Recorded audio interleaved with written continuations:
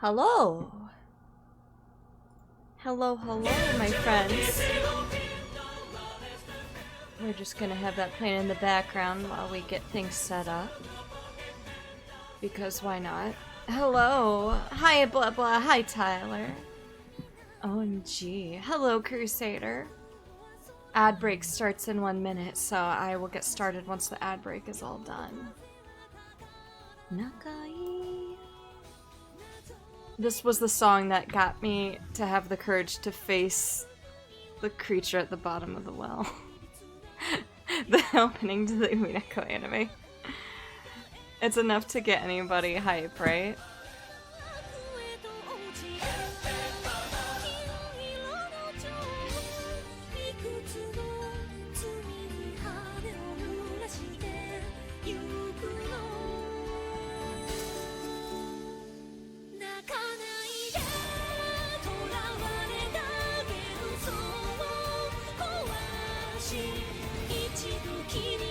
Sorry guys, I'm getting all done and it's a banger. It's such a fucking banger, bro.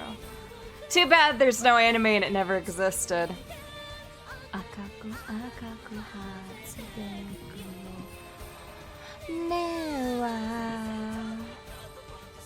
Oh my goodness. So, hi guys. While we're getting set up and ready, I got to go home early today because I got COVID.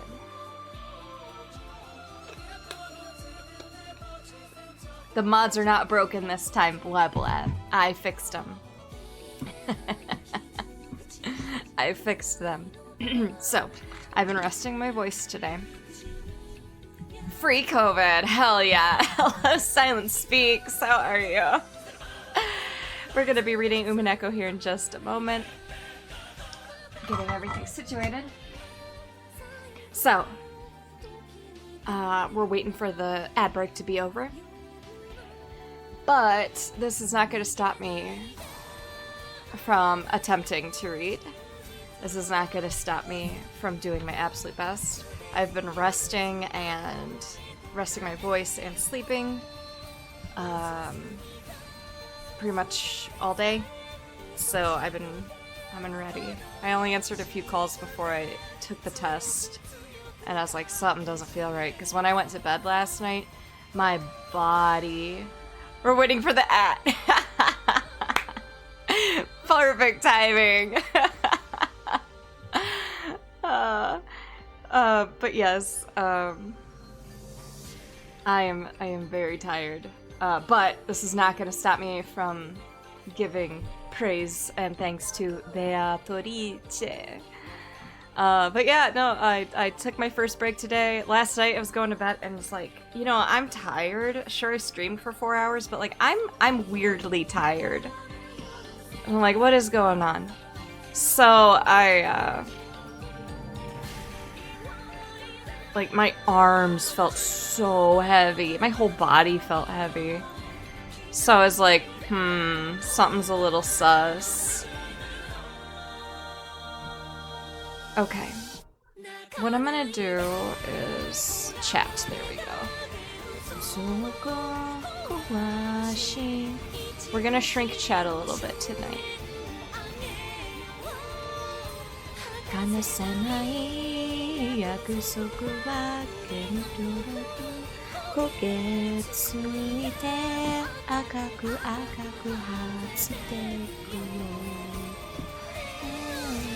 Thank you for the hydrate, Tyler. And blah blah, I know you gave me a hydrate too. Tired of Sambo's BS. Yeah.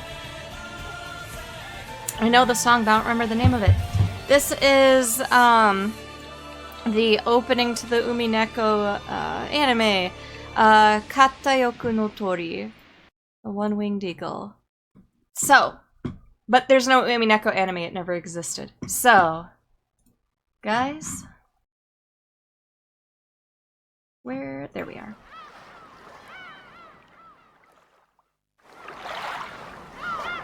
See, doesn't it look way prettier now? Was that bad? Yes, it is not good. It is not good. It is not a good adaptation. Unfortunately. The voice cast, immaculate, like incredible. Animation's hit or miss. The best thing to come out of the anime was the opening and ending themes and the voice cast.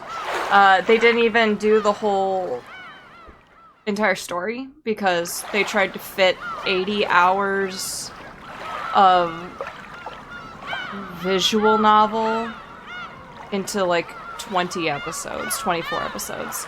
AKA each one of these, of the 4 question arcs, had 4 or-ish episodes. It was not very good. Oh, wait, hold on. I guess we'll have to start. Hello. There we go. Alright, everybody. Let's get back to it. Let's get back to Rokkenjima. What is this? Oh yeah, my pretty artwork. Alrighty. So, really, we haven't gotten much as far as story goes. We're being introduced to the family, to the characters. So far, we've met most of the family. The seagulls, the Umineko. Ha! Alright. I am gonna turn it down just a smidgen. If that's okay. How's it sound for you guys still? Good? I'm turning it down from the wrong speaker. God damn it. There we go. Okay. And again, if anything is too distracting, please just let me know, okay? Oops. Alright. So yes, Battler is scared of planes and boats. But no, I'm gonna fall. So, after I made a huge fool of myself for a while, Aunt Rosa had a talk with the boat captain, and she slowed down to he slowed down to a more manageable speed for me. Ah, that's a bit better. Thought I was gonna die earlier. Apparently, the max speed I could tolerate is extremely slow. But, that just now was completely insane. The whole boat was shaking. Sliding and leaping on the ocean surface. It felt like I was riding on the back of a flying fish. The text speed is very slow. One sec. Options.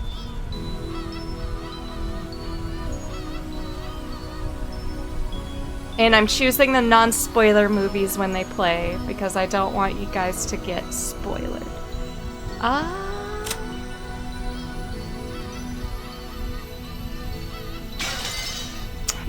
I don't know how to make the text speed faster. Ah, well.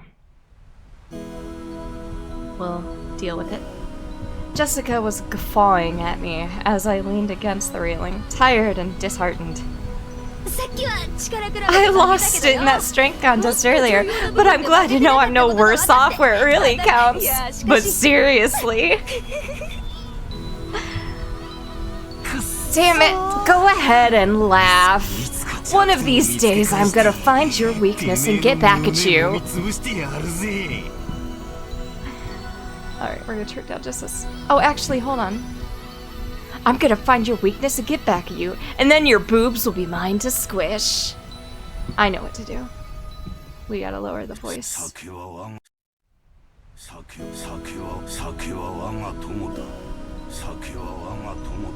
Okay. How you can travel anywhere if you live on an island and hate boats and planes, right? Sure, yeah, good luck with that. Ooh. Battler, all week. How are sound volumes, guys? Sound levels? Yeah, Battler, all week. I want to die on land, not in the ocean or the sky. Maria was patting my back, so I patted her head in return. Her expression was blank, as usual, but I realized that she wanted to console me. Okay, good. The classic line, your boobs will be mine to squish. Sexy, huh? Battler-kun, the captain's throwing in drinks to make up for this. Would you like one? To calm yourself down? George Aniki and Kumasawa Bachan brought us an ice-cold can of soft drinks covered with beads of water. Judging from Kumasawa's big grin, our parents inside the boat were probably all rolling around laughing at my moment of pure terror. Damn it, I'm so embarrassed. I can't bear to face any of them. If I didn't change the subject somehow, I had the feeling I'd be the butt of everyone's jokes for the whole trip, so I tried to think of something harmless to talk about. Hey, Jessica, how are Uncle Kraus and Aunt Natsuhi doing? My old man and Mom? Unfortunately, they're fine. Though every other word out of their mouths is study, study, which pisses me off. I'm so jealous, since it doesn't look like Uncle Hideyoshi or Uncle Rudolph say stuff like that. Hi, Mecca. Oh no. Before I had my exams, my parents kept pressing me about it over and over. I thought it was annoying then, but now I'm grateful. Ha! I knew it. You really are awesome, Aniki. Anyway, I have to look after myself. No one tells me what to do. Well, it's not like I'd listen if they did. Battler-san, have you still not returned to your parents' home? Well, I kinda go back now and then. I've got lots of clothes and stuff left at the house I was living in until recently. Ooh? Battler has 2 houses? Something like that. Why? Why do you have 2 houses? Ooh, ooh. Only Maria, who couldn't really grasp the situation, voiced this naive question. However, the others just shot nervous glances at me, choosing not to respond even though they knew the answer. Maria? Look, you can see the arbor now! Look, over there! Can you see it? Ooh! Saw the harbor! Saw the harbor! Apparently, Jessica was trying to be nice by changing the subject. Well, I'd rather not talk about it if I can help it, but it's uncomfortable to have it treated like some weird taboo. I don't mind it that much myself anymore. I may be a member of the Ushiromiya family, but the truth is that, for these last 6 years, I've been living with my grandparents on my late mother's side, and even been using their family name. When those grandparents passed away, one after the other, I basically had no choice but to go back and live with the old bastard. Don't get me wrong, I didn't just run away from home or anything like that. The only one at fault here is my dad. I don't really blame Kirie-san. Being able to hold that old bastard's reins and ride him out is no sorry. Is no mean feat. Still, the way that old bastard betrayed my mom. Well, unfortunately, I still haven't fully gotten over that. We'll be getting there soon. George Aniki cleared his throat, trying to change the subject. Please forgive my indiscretion. It seems this old woman has said too much already. If I have hurt your feelings... I don't mind it. And no one's feelings are hurt. Don't worry, Kumasawa-bachan. Kumasawa-san seems to regret speaking out of turn. But I was more concerned about being worried over something like that. So I stood up and passed it off lightly. After that, I had a sip of my drink and headed over to Maria and Jessica, who were gazing at the silhouette of the island. Battler! I saw the island! I saw the island! There! There! Ooh! Where is it? Oh, I see it now! Even after 6 years, the island hasn't changed a bit. The small island silhouette in front of us had gotten pretty close. This island's name is Rokkenjima. It's a small island about 10 kilometers around, located in the Izu archipelago. Since they call this archipelago the Izu 7, lots of people think there are only 7 islands, but that's not true. There's actually several more, and Rokkenjima is one of the minor islands that don't get counted. Words are hard. Even if that weren't the case, I doubt you'd find many people who knew about this island. Only people connected to the Ushiromiya family ever go there. In other words, outsiders and tourists never have any reason to care about it. So, you'll never find this island's name in a travel brochure. After all of Rokkenjima is an estate possessed by the Ushiromiya head family. Only the Ushiromiya family lives here, and only people connected to the Ushiromiya family come and go from here. There's nothing there except an arbor and a mansion. The vast majority of the island is still just uncultivated forest. Such a waste, when it could be made into a nice golf course or something. However, when you realize that the entire coastline is private beach, it starts to sound pretty magnificent. Laura, this bedtime story isn't going to work if you don't tuck Chat in first. Oh, Chat! Let's tuck you in. Hold on. Alright, you see that nice cozy bed behind me, Chat? Let's tuck you in and give you a nice drink so you can listen to the story and get some good sleep. Choo. But yoy!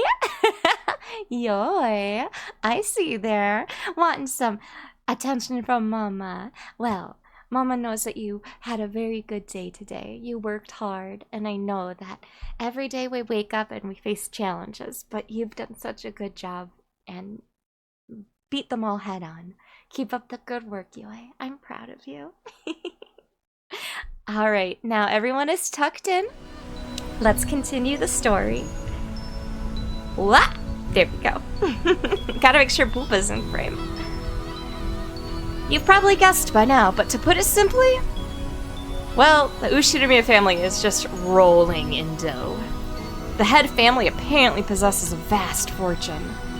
And Dad and the others who make up the branch families have built up plenty of wealth for themselves, finding success in their respective businesses. I've been living in a commoner's life at my grandparents' home these 6 years, so I'd completely forgotten. But the old bastard's house really is elegant, and everything about it is tuned to match the snobbish taste of the annoyingly rich. Come to think of it, I guess that makes George, Aniki, Jessica, Maria, and me wealthy, high-class gentlemen and ladies. Needless to say, none of us think of ourselves that way at all. I don't see myself as being rich, and George Aniki, who takes self-discipline very seriously, doesn't let himself get too comfortable. Jessica is always complaining that she'd rather move to the city than be rich, and Maria is still a kid who isn't even interested in money at all. Does that attitude really make any of us less snobbish? From the perspective of people in poverty who can't pay the bills, we really have been blessed with a lot. This isn't the place to explain any further, so I won't. Anyway, it's the same as not being able to choose the parents you're born from. I didn't ask to be born into a rich family, and I don't think it's really something to be envied. Saying from a rich guy who has the luxury of moving into whatever house he wants, Battler. What, Beggs? What, are you talking shit to me? Sorry guys, Bagheera's talking shit to me. It can be pretty trying when people are prejudiced against you just because you're rich and refuse to judge you by your merits. As I pondered these sentimental thoughts, Maria started shouting and leaned over the railing.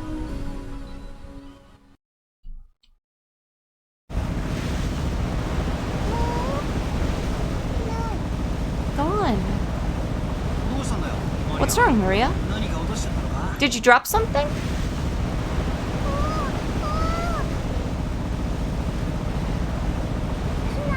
Gone! Gone!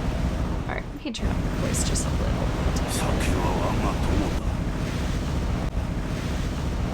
Okay. Bags is yelling at you for not being owned by a wealthy family, for real. Maria kept yelling, gone, gone. At first it sounded as though she had dropped something, but while she shouted it, she pointed out over the ocean. What's wrong? What's gone? I'll look for it too if you want. What is it? If she dropped something, she'd probably have looked down at the floor, but Maria was pointing out over the ocean. One would assume by that gesture she had spotted something, but she kept saying that something wasn't there. Strange. However, since my last memories of this place came from 6 years ago, I was able to spot it before Aniki, who comes here every year. Huh? If I remember correctly, wasn't there a torii or something on top of a small crag around here? That's right, it was definitely there. I remember it well, since as we get closer to the island, it's the first thing to greet us, like a landmark. Wow, you're amazing, Battler. Even though it's been 6 years, you remembered. It was here, wasn't it? I remember it too. What? The Tutleri God Shrine and that torii-like thing were standing all alone on that crag. And now that you mention it, they are gone, aren't they? I'm pretty sure they were still here last year. Gone! Gone! Maybe they were washed away by the waves or something. It was a small crag, so it probably got worn away over time. Well, that's my theory too. It was last summer that it disappeared. But they say an enormous lightning bolt came crashing down one evening and smashed the shrine. The fishermen whisper that having a thunderbolt fall upon our honored... I don't know what a Tutleri is. Tutleri. I don't know. God must be a portent of approaching misfortune. Kuwabara. Kumasawa-san smiled impishly as if teasing us, rubbing her hands together while intoning a Japanese phrase meant to ward off lightning. However, Maria apparently took this seriously and started fixedly over the ocean to where the crag housing the shrine god was supposed to be.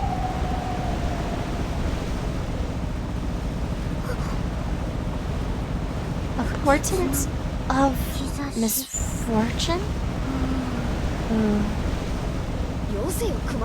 Enough, Kumasawa-san. Maria isn't old enough to get that kind of joke. It's okay, Maria-chan. It's just a coincidence. Nothing scary's gonna happen. George Aniki put a hand on Maria's shoulder to calm her down, but Maria's sharp-eyed expression didn't waver. Misfortune. Maria muttered that word over and over. Apparently repeating a single word over and over is a habit Maria's had for a long time. However, since the word she was saying was literally an ill omen, it was a bit creepy.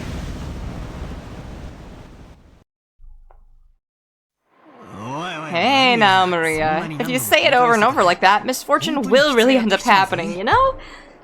I tapped Maria's other shoulder. Maria whipped her head around, stared into my face, and spoke unblinkingly. Misfortune is coming. Huh? And just where is this coming from? I answered lightheartedly, trying to break the tension in the air. At that moment, Maria held up a finger, raised her arm high, and pointed at the heavens. When I looked up, I saw that the sky was still just as cloudy, but it had grown a great deal more laden than it had been that morning. That's right! They were saying that typhoon was approaching. We had planned to spend one night on the island, but if this storm doesn't pass quickly, I won't be able to make it to school on Monday. Well, I guess it makes for a pretty good excuse to be absent. She apparently sensed some kind of misfortune in this cloudy sky. She's been muttering that non-stop for a while now. Girls at Maria's age tend to be very impressionable. She's just about the age that many girls start to get excited about sixth senses and whether they have any psychic potential and stuff. For all we know, this might be due to her childish, sensitive nature. It's okay, Maria-chan. The weather might get worse tonight, but tomorrow it'll clear up and become a pretty blue sky. Pretty blue sky. That's right. By tomorrow, it'll be a pretty blue sky. There's no rain that doesn't end, and no clouds that never clear. Rain that doesn't end. Clouds that never clear. Ooh. I know the typhoon's coming, but soon it'll go away. It'll be okay, Maria.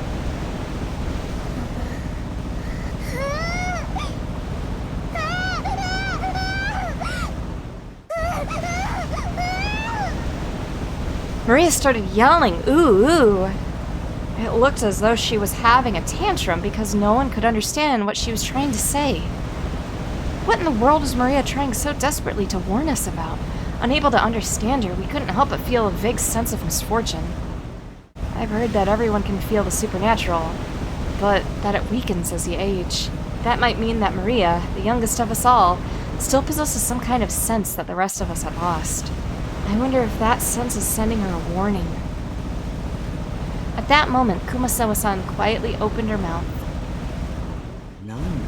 Rumor has it that long ago Rokkenjima was... Kumasawa-san, let's not talk about that now. Just as Kumasawa-san was about to tell some kind of story, Jessica sharply interrupted her. Jessica's tone was extremely firm. For her, I wanted to push her further, just simply out of curiosity. But judging by the look on Jessica's face, whatever Kumasawa-bachan was likely to say would probably make Maria even more uneasy. Could you please do a voice for the grandma instead of just using your normal IRL voice? Shut up, Mama. If I did try to press her for the story, the odds are pretty good that it wouldn't be anything bright and cheery. Oh, I do apologize about that. The wind here is hard to bear for the elderly, so if you would excuse me for now. Gossipers have no reason to hang around if they're being told to stop chatting. When Kumasawa-san finally realized that she'd overstepped her bounds, she went back inside the boat. After she left, Uncle Hideyoshi showed up in her place. Since he had arrived mid-conversation, he completely failed to notice the complicated atmosphere that hung about the scene. So he refreshingly and unwittingly swept that atmosphere aside. So, in the end, it was his lack of tact that brightened the mood. Looks like we're almost there. Okay, just a bit more. Took forever at the speed we went today, didn't it? Wonder whose fault that was. Oh, Uncle Hideyoshi, give me a break already. Come on, don't stop there. Seriously, thanks to Battler here, it's taken forever. Maria probably thought that everyone was refusing to listen to her. She hung her head, wearing a fretful expression. As she did, George Aniki crouched down to meet her eyes and spoke to her kindly. Maria-chan, there's nothing to be afraid of. Because we're all together. There's nothing to be afraid of if we're together. Go ahead and say it. There's nothing to be afraid of if we're together.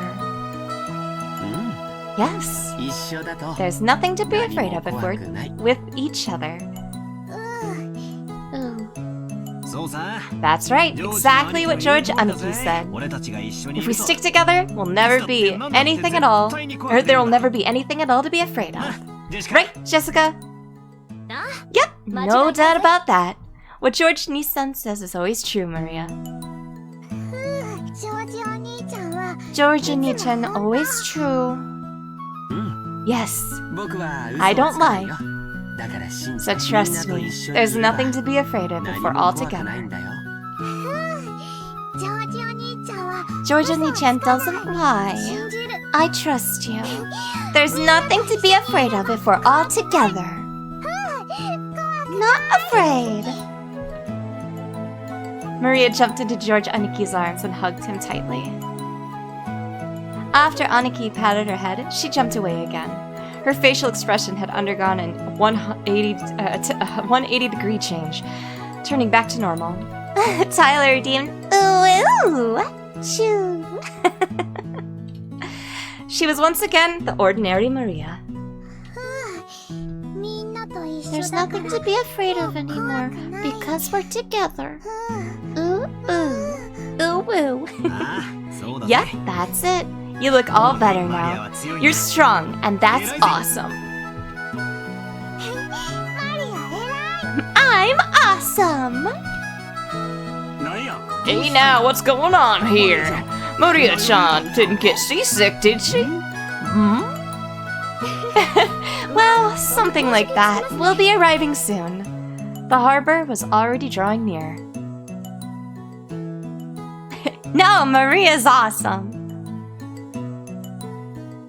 See, it looks so much better with like all of the patches there. Umineko no Naku Koro ni.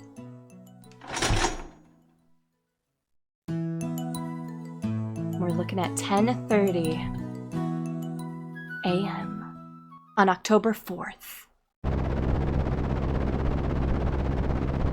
Hey, look at that! I got an achievement. Oh no! Welcome to ROKKENJIMA. We hope you enjoy your stay and experience of a lifetime. Ain't that the truth? The boat gave me gave a big shudder. Seemed as we docked at the arbor. I'm just getting this large feeling of dread. There is nothing bad will happen. It's fine. The boat driver came out and jumped into the pier with the mooring rope. A large man in a tuxedo was waiting there for us with a warm smile. I didn't recognize his face, but judging by his clothes, I guess he was a servant of the Ushiromiya head household. It's Magical God, chef! Welcome home, milady. You were so late in returning that I began to worry. Thanks for caring. This moron got so scared we had to slow down. It was seriously annoying. Shut up! Someday when the shoe's on the other foot, you'll remember. Oh, no, you'll remember this. Ugh. I also know nothing about this media, so I'm not being sarcastic. Me neither. No, it's a mystery, so it's very exciting. At this rate, word will spread to the whole family, and I'll be the big conversation piece during dinner. Even without this, everyone would be talking about me because of that 6-year gap. But now I've given them even juicier topic. Damn it, why does the Ushiromiya head family have to live on this isolated island? In the meantime, the boat had finished its mooring. A small plank was lowered so that we could get down. One by one, our parents came up from inside the boat. You must all be quite tired from your long trip. Madam, please allow me to assist you. Thank you. It's been a while, Koda-san. How are you? I thank you for your concern. It is always my pleasure to serve. Battler-kun, isn't this your first time meeting Koda-san? If I'm not mistaken, you weren't working here 6 ago, right? Indeed. Reviewing on the back of the book. It's a mystery. It's exciting. Lore, the reviewer who is very important and should be taken seriously. Lorelei, internet anime. So please, allow me to greet him for the first time. It is an honor to meet you, Battler-sama. I'm pretty confident about my height, but you are huge! That's what she said. This is definitely our first meeting. I'd never forget meeting a big guy like you. It's a pleasure. I'm Battler. I was looking forward to meeting you. That's what she said, +1. I'm Goda, your servant, and I've been working for the Ushiramiya head family since the year before last. It is a pleasure to make your acquaintance. If there is anything you need, please feel free to rely on me at any time. Goda-san, it's been some time. It has been too long, George-sama. Please, allow me to assist you. As usual, you're a pro at welcoming guests. If you ever need a job, just let me know, okay? I'd hire you anytime. You do me much honor. Please allow me to assist you, Hideyoshi-sama. Goda-san then lent a hand to everyone as they disembarked, greeting them as they passed. His speech and mannerisms had the refined polish of a professional. He was very graceful, in contrast to his initially tough-looking appearance.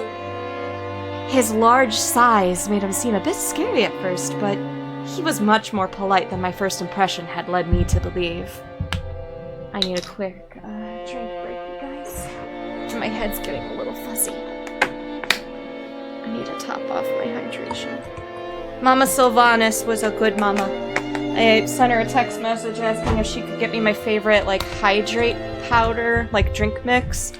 It's the one I always drink for streams, the strawberry watermelon hydrate. But it's no caffeine, it's like a hydrating thing, and it's got a lot of vitamins in it, so right now I think that's perfect for COVID.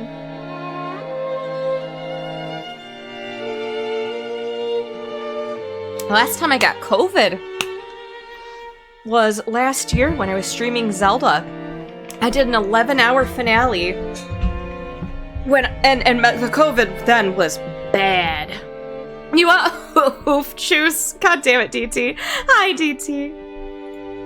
He claimed to have he claimed to have served on the island for 2 years, but he had doubtless worked at a similar job somewhere before. After everybody disembarked, the mooring rope was untied and the boat started to steer away from the harbor. It was probably returning to its home port in Nijima. The captain waved his hand in farewell. I've somehow not managed to not catch COVID yet. Oh, good for you. No caffeine. What about Foxine? I love Foxine. Maria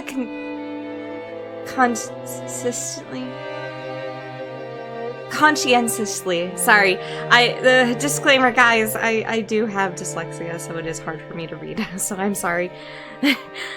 Conscientiously waved her hands back. Now that I think about it, that must be why I felt something out of place for a while now. I can't hear the cries of the Umineko, the seagulls. Yeah, Umineko no Naku Koro ni, bitches. Umineko? Seagulls. The birds?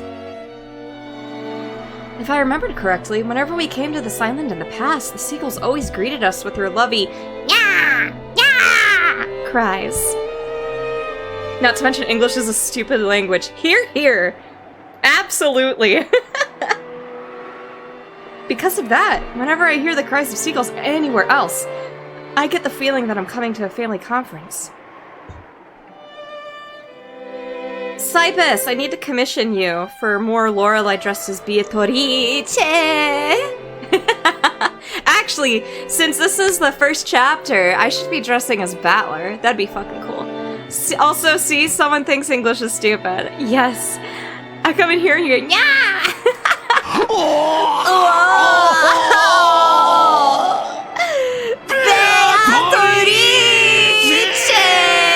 Sophia! Hi, Sophia. I hug you. There was something I was gonna say earlier, and I think it had to do with you, but now I can't remember. So maybe if it comes to mind, I'll say it now that you're here. Wow!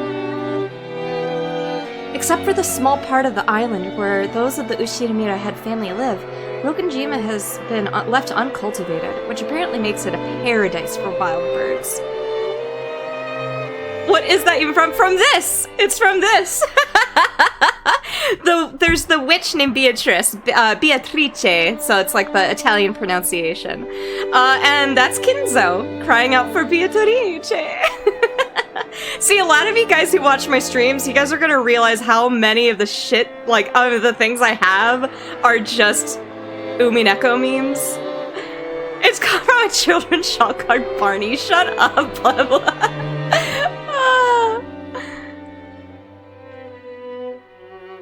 Oh, Sophia, did you check the blah blah quotes in the forest, by the way? You were tagged in one. Supposedly, there was a cliff somewhere that housed a huge seagull colony, so this island was always full of seagulls. Not having those seagulls here is to greet us when we feel a bit lonely. I must have missed that episode of Party. What's wrong, Battler-kun? Oh, Aunt Rosa. Nah, it's nothing really. I was just thinking it's a bit lonely without the cries of the seagulls. You did? Good. Nice. That's true now that you mention it. Even though they're always so noisy, today there isn't one to be seen. Why no seagulls? Maybe it's because the seagulls are having a get-together somewhere too. Oh, guys, so today, okay, so I'm an idiot. I said the Umineko days were the 3rd, 4th, and 5th. It's the 4th, 5th, and 6th. I'm blaming COVID brain. Because I knew that, because I originally wanted my wedding today to be either today or tomorrow during the events at Umineko. My wedding dress is like a Lolita-style dress from this game, from one of the characters. But obviously I never got married, so. But I knew better, but technically the events of everything starts today on the 4th. Sure, just blame COVID. Hey, I got an excuse. Well, that and I'm just dumb. So, today is technically the day. Maria, did you want to see the seagulls? Oh yeah, and today they dropped new Umineko merch. Let's go! I pre-ordered that shit. Let's fucking go. So will we get another day of Umineko? Yeah, I'm gonna be reading on Friday too, I think. As long as it's not cutting into my friends, though. I don't want to take up everybody else's time. I'm having trouble typing this because I'm laughing so hard. I'm laughing very hard. You got the dates wrong for this. I can't with you, Laura! I'm so done, unsubbed! Blah, no! Wanted to see them. Still, it's a bit strange. There isn't a single one around. Maybe Jessica grilled them all and ate them. What? The hell? Don't say disturbing stuff like that. You'll get Maria believing it. Jessica Onechan grilled them. Jessica Onechan grilled them. I did not! Why the hell would I do something like that? I'm guessing Umineko is a big franchise. It is. This is literally like my #1 anything of any media, like TV, movies, manga, novels, anything. I have tattoos. I have a tattoo on my leg of the see the eagle crest here. The witch Beatrice has this symbol, but on her leg, on her thigh, and I have it in the same spot as her. This is my everything, so I am just elated to share this with you guys. Maria says ooh a lot. Yes, it's a vocal tick of hers. I do apologize, it does get annoying. I like Maria as a character, but the oohs do get really annoying. There is a point to them. There is a reason she does them, but that is a spoiler for a later date. So I do apologize. It will be grating at times, especially for a few scenes, and I'll do my best to actually like skip the voice acting for those so that it's not overbearing. Skin and meatballs, liver and onion. Swim and meatballs, liver and onion. No, it's not annoying at all. Okay, just making sure. Commitment, hell yeah. Maria is so cute. And, fun fact, Maria is actually coded as a child on the autism spectrum. This was written back in 2009. So that's kind of, you know, it's kind of cool that, this was written so long ago, but it incorporates people. And there's other things in here, different neurodivergencies that are actually brought up. Or not neurodivergencies, but other... I can't say anything without too much spoilers, but let's just say that for the time of this being made, it's actually relatively inclusive. Oh, whoops. As I made fun of Jessica, Maria tagged along, looking like she was having fun. Oh, I never guessed she was such... Oh, I never guessed she was such a good sport. Alrighty then, from today on, I'll make you my #1 follower. As I smiled at her, she beamed, looking overjoyed. That's what I said to Blubla, too. Possibly because she was happy about this little connection we'd made with each other. That's not it, Maria-chan. I've heard wild birds are attuned to changes in weather and atmospheric pressure. The weather will probably get worse tonight. The seagulls might have returned to their nests early. Not grilled.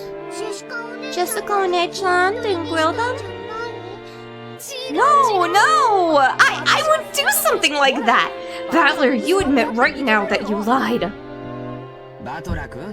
Battler-kun. Maria-chan is a naive girl, so she takes even jokes seriously. You should choose your jokes more carefully. George Aniki gently scolded me. Even though I outstripped Aniki in height, Aniki was Aniki, of course. There was no choice but to obediently apologize. Sure. My bad. Maria, that was a joke. The seagulls are all taking it easy in their nests today, that's all. Battler lied? George Onichi told the truth? Had she actually been tricked, despite all the fun she was having? Her pure eyes made me feel guilty. Japan never changed! Even though he was a short stack. I apologized. Maybe I went a little overboard with her after all. Yeah, that's right. What George Aniki said is true. The weather's bad, so they probably went home for the day. It doesn't mean they're gone, right, Aunt Rosa? Tallest boy is best boy makes sense, right? Battler, that's right. Tomorrow, when the weather gets better, I'm sure they'll come back so we can hear them cry, meow, meow, like they always do. Ugh. I'll wait until the weather gets better and they come back. Gonna wait until tomorrow. Gonna wait until the weather's better. Maria was in a lighter mood and was looking forward to tomorrow, when the seagulls would come back and fill the skies. Still, George Aniki really was amazing at taking care of kids. I think I remember Aniki taking good care of me as well when I was a brat 6 years ago. Aniki, that's probably your gift. George-kun is amazing at taking care of young kids. If you wanted to, I bet you'll do great with a job in childcare, don't you think? Yeah, it's almost like George Nissan was born to do something like that. Personally, I think that'd suit you better than doing business in some company president's office. Oh no. Childcare is a fine career path, but it's not a job where merely liking children is enough. You really are modest, George-kun. But Butler-kun is quite good with children too. Just a second ago, even though it didn't last long, Maria seemed to be having a lot of fun. Please, keep on playing with her like you did just now. Just choose your jokes more carefully, okay? Aunt Rosa winked at me, giggling a little. She's a real mother, I thought to myself, who's happy to see Maria having fun. Come on, Rosa! And you brats too, what the hell are you doing? Let's get going! Hashtag love you, Fat George. Yeah. Okay, we're coming. The old bastard was waving for us to hurry up. Yeah, we needed to get moving. We might as well have this conversation after getting our luggage down in our rooms. Now then, everyone, allow me to lead you to the guest house, where you will be spending the night. Please, this way. Goda-san called to everyone and led the way. Kumasawa-san brought up the rear. Damn, Kumasawa got that thick dumpy though.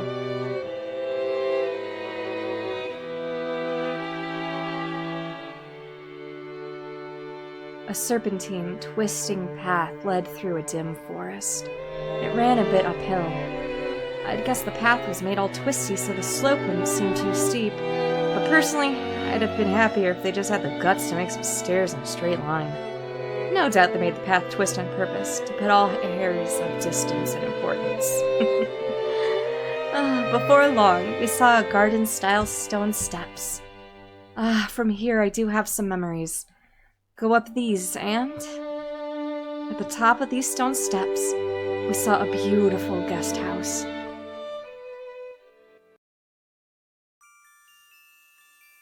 Its facade was lovely, of course, but more importantly, we couldn't enter its doors without having our hearts stolen away by the splendor of the beautiful rose garden spreading before it.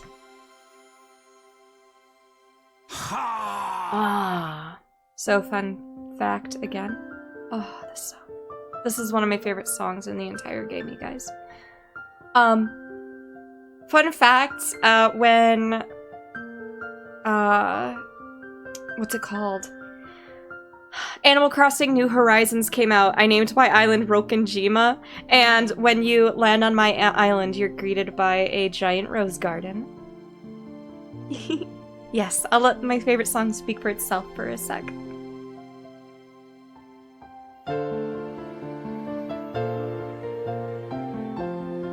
I just remembered my dream last night.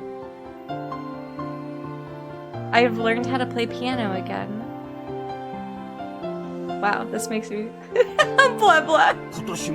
It's as beautiful as ever this year. A real delight for the eyes. After climbing the stone steps, the people greeted by this rose garden gave voice to their impressions. One by one. Is it just me, or are the flowers a little less lively this year? It's probably because it wasn't that hot this summer. Blah, blah. I also believe that was a factor. Sadly, this year's blooming is a tad inferior when compared to last year's. Even so, it was a delightful rose garden. I remembered that even 6 years ago, huge numbers of roses had greeted us every year. Y'all bogus! This rose garden was the first thing that greeted the people who came to Rokkenjima. Even our parents, who came every year, couldn't help but give voice to their admiration. In fact, it seemed to have undergone a power-up from the garden in my memory of 6 years ago. This place is always so amazing. It would be wonderful to have a rose garden like this at home.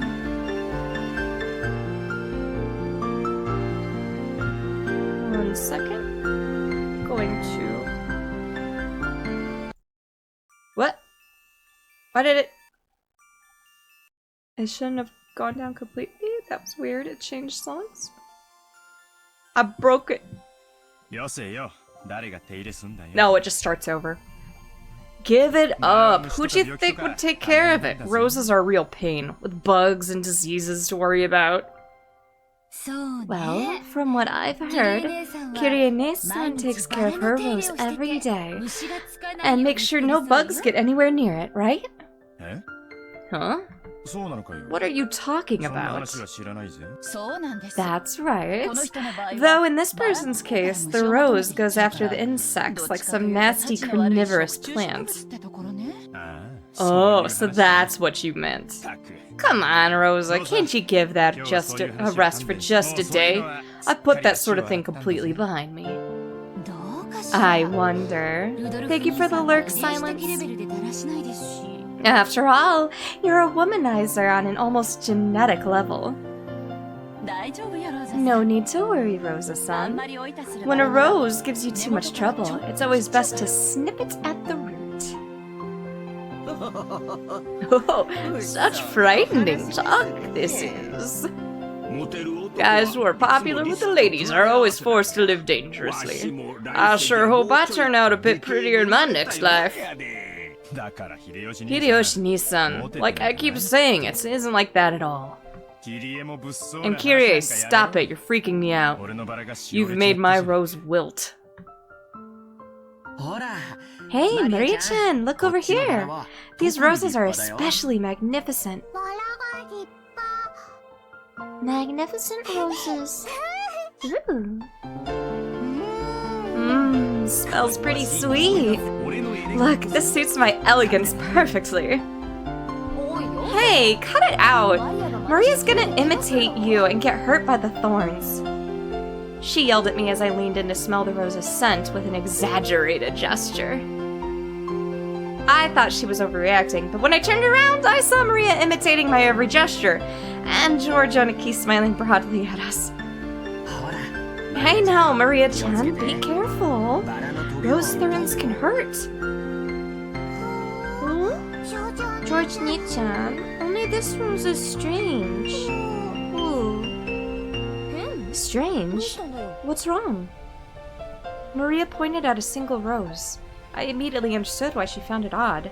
In the midst of all these magnificent roses, one single rose was just starting to wilt. There wasn't any particular reason. Some roses flourish, and others wilt.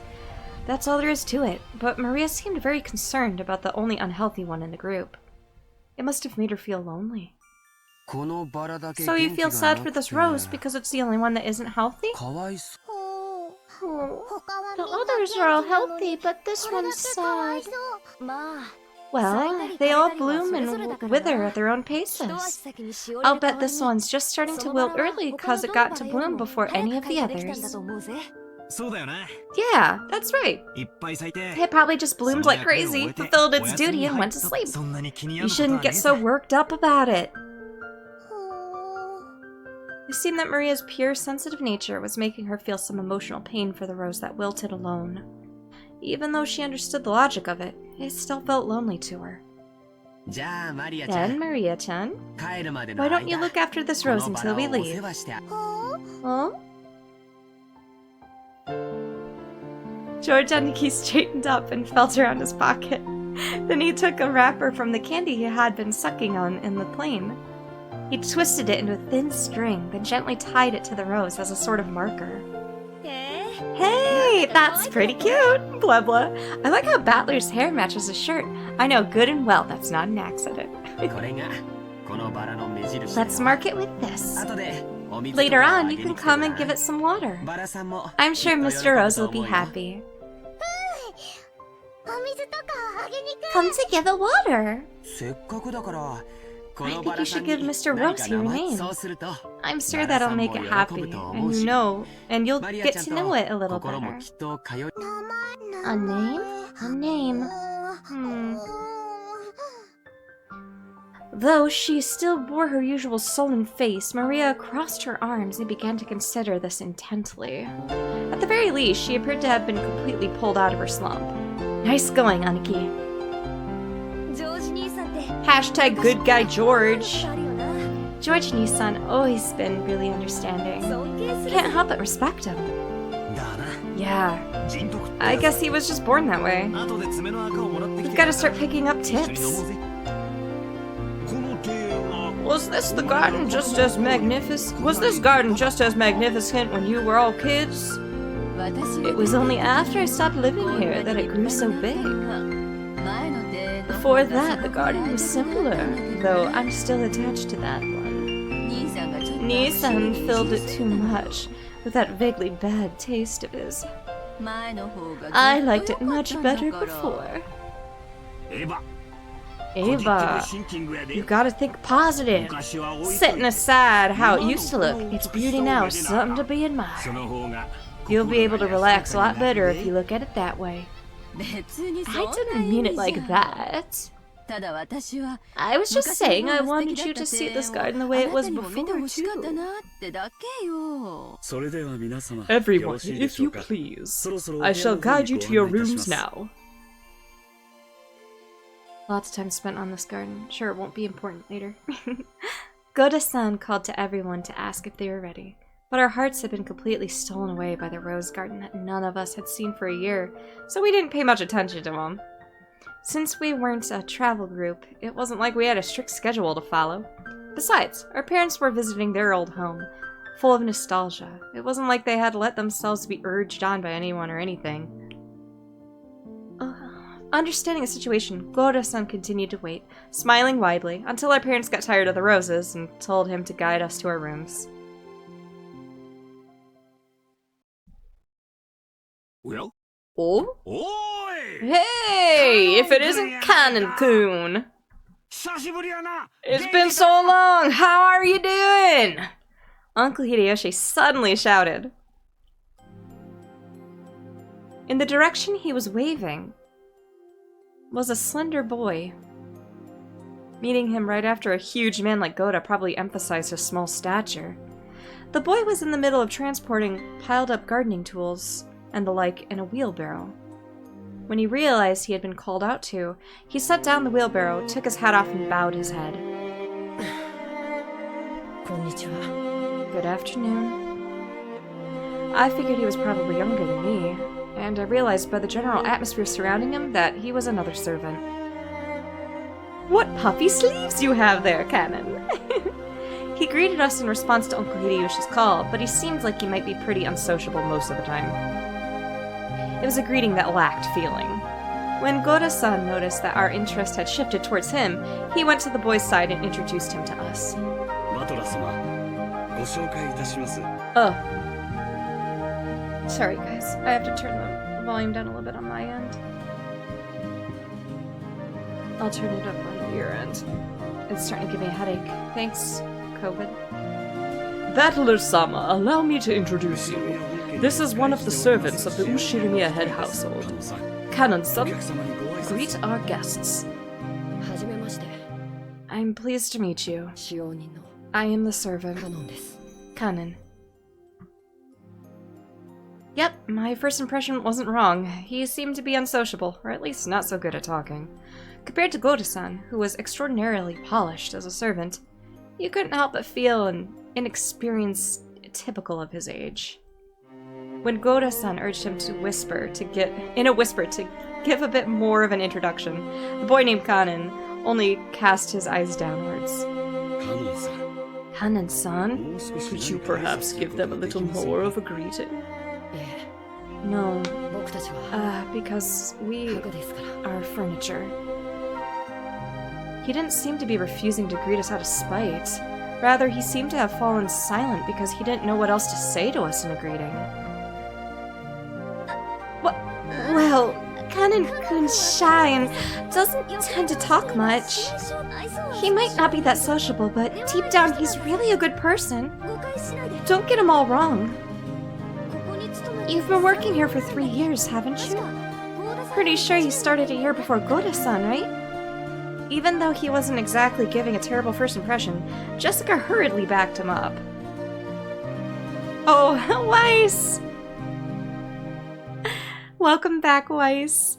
Mlaum. See, apparently his unsociable nature causes him trouble a lot. Okay then, nice to meet you. I'm Battler. I'm 18. How old are you?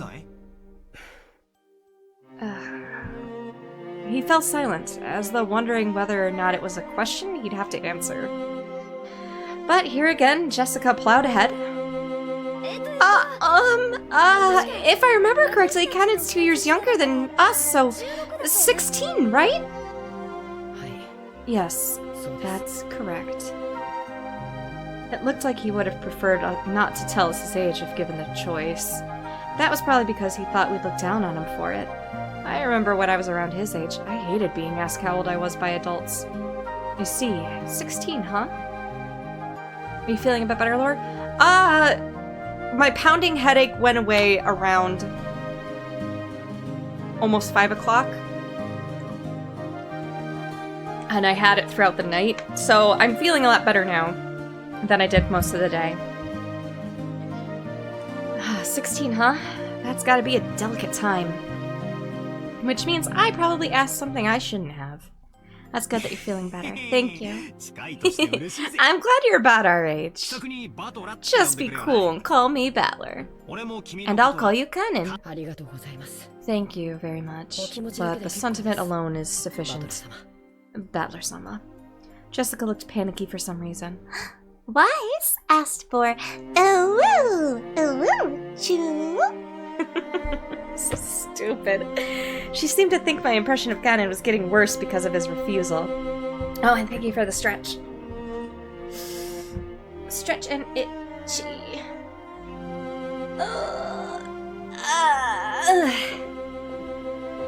I want to pet the Lord Rip. Rip me. Aw, thank you, Ice. She seems to think my impression of Kanen was getting worse because of his refusal. Well, as a girl, Jessica probably couldn't understand the fretful male heart at this age. As his elder, even just by 2 years, I took it upon myself to be understanding of that. Kanen-san, Could you perhaps be a little more courteous? Ah, yes, thank you for the lurk. I appreciate it. A smiling face is also part of a servant's duty. My apologies. I shall make an effort. Oh, Goda-san, Kanen-kun is trying his best, yes?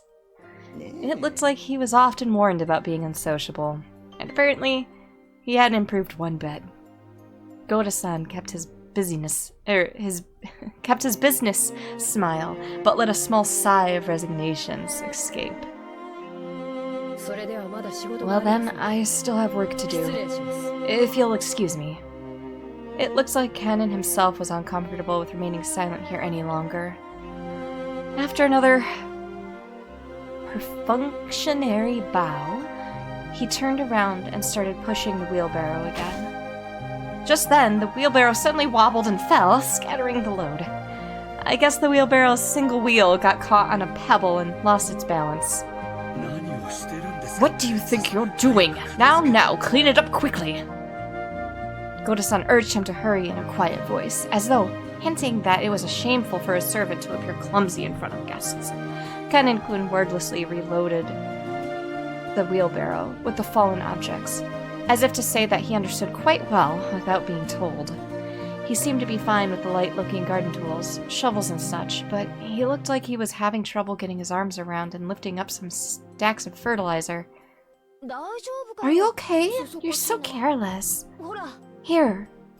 Milady, you will dirty your garments. Please, leave this to us. With a smooth motion, Goda-san took the shovel that Jessica had picked up. Behind him, Kanen-kun was having trouble with the stacks of fertilizer. You'll dirty your garments? Don't worry, the ones I'm wearing aren't that expensive. Besides, I hate guys who just sit here and make the waitress pick up the fork they dropped at a restaurant. I lifted up the other bags that had fallen. Of course, they weren't light, but for me it was a piece of cake. Buff boy Battler! Buff boy Battler! Kanen-kun looked at me, surprised. It was the face of someone who never would have expected to receive help from a guest. Battler-sama, don't worry about it. I will take care of everything, so... Don't you worry. I may not look it, but I've got it where it counts. Our buff boy! Since Kanon-kun looked like he hadn't yet gone through his growth spurt, he was stuck with a sort of weak body. This kind of weight might have been too much for him. It's quite heavy. It's natural it would be difficult for you. Don't worry about it, Kanon-kun. Okay, my time to shine. This makes up for the boat stuff from before, right? Ha! As if this would make up for freaking out like that. Later, I'll tell you about it too, Kanon-kun. Battler was totally hilarious! Gonna fall, gonna fall!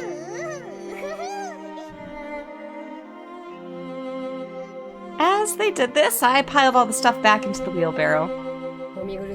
I beg for your forgiveness for letting you witness such unsightliness.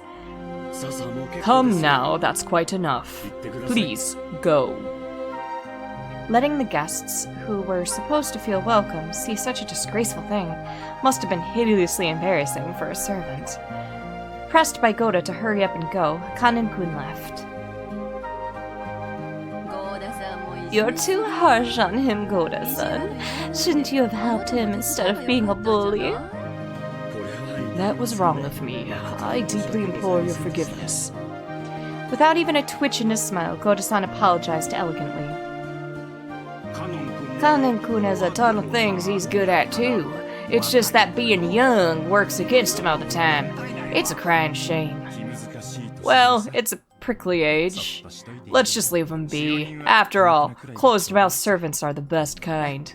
Isn't that right, Kumasawa-san? Rudolph-sama, you truly are harsh. There is no servant as silent as me, of course. Everyone smiled wryly at that obvious lie. Even she herself didn't believe that, nor in her wildest dreams. So, she must have said it to lighten the mood. Yeah, that's the kind of character Kumasawa-bachan used to be. The once stiff atmosphere had cleared up at once thanks to her cheerful smile. I'd like to set down our luggage soon. Goda-san, what rooms are we going to take? It shall be the same as the previous year. Allow me to guide you. Please, this way. We headed towards a trim, elegantly simple guest house. This was going to be our temporary quarters for the night.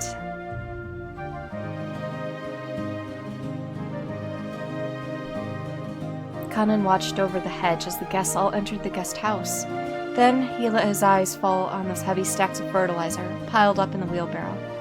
In his mind, he kept going over his previous mistake. Battler, big and strong, had picked up the stacks in front of him, the stacks Ken couldn't even lift himself, as if they were feathers. It would be extremely difficult for an outside observer to guess what emotions that favor had stirred up in Kanon. But as far as he could tell by watching him hang his head, there was something that he just couldn't let go of.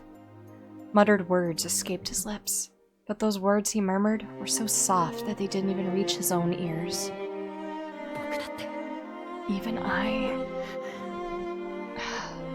Kanon hung his head, slightly biting his lower lip.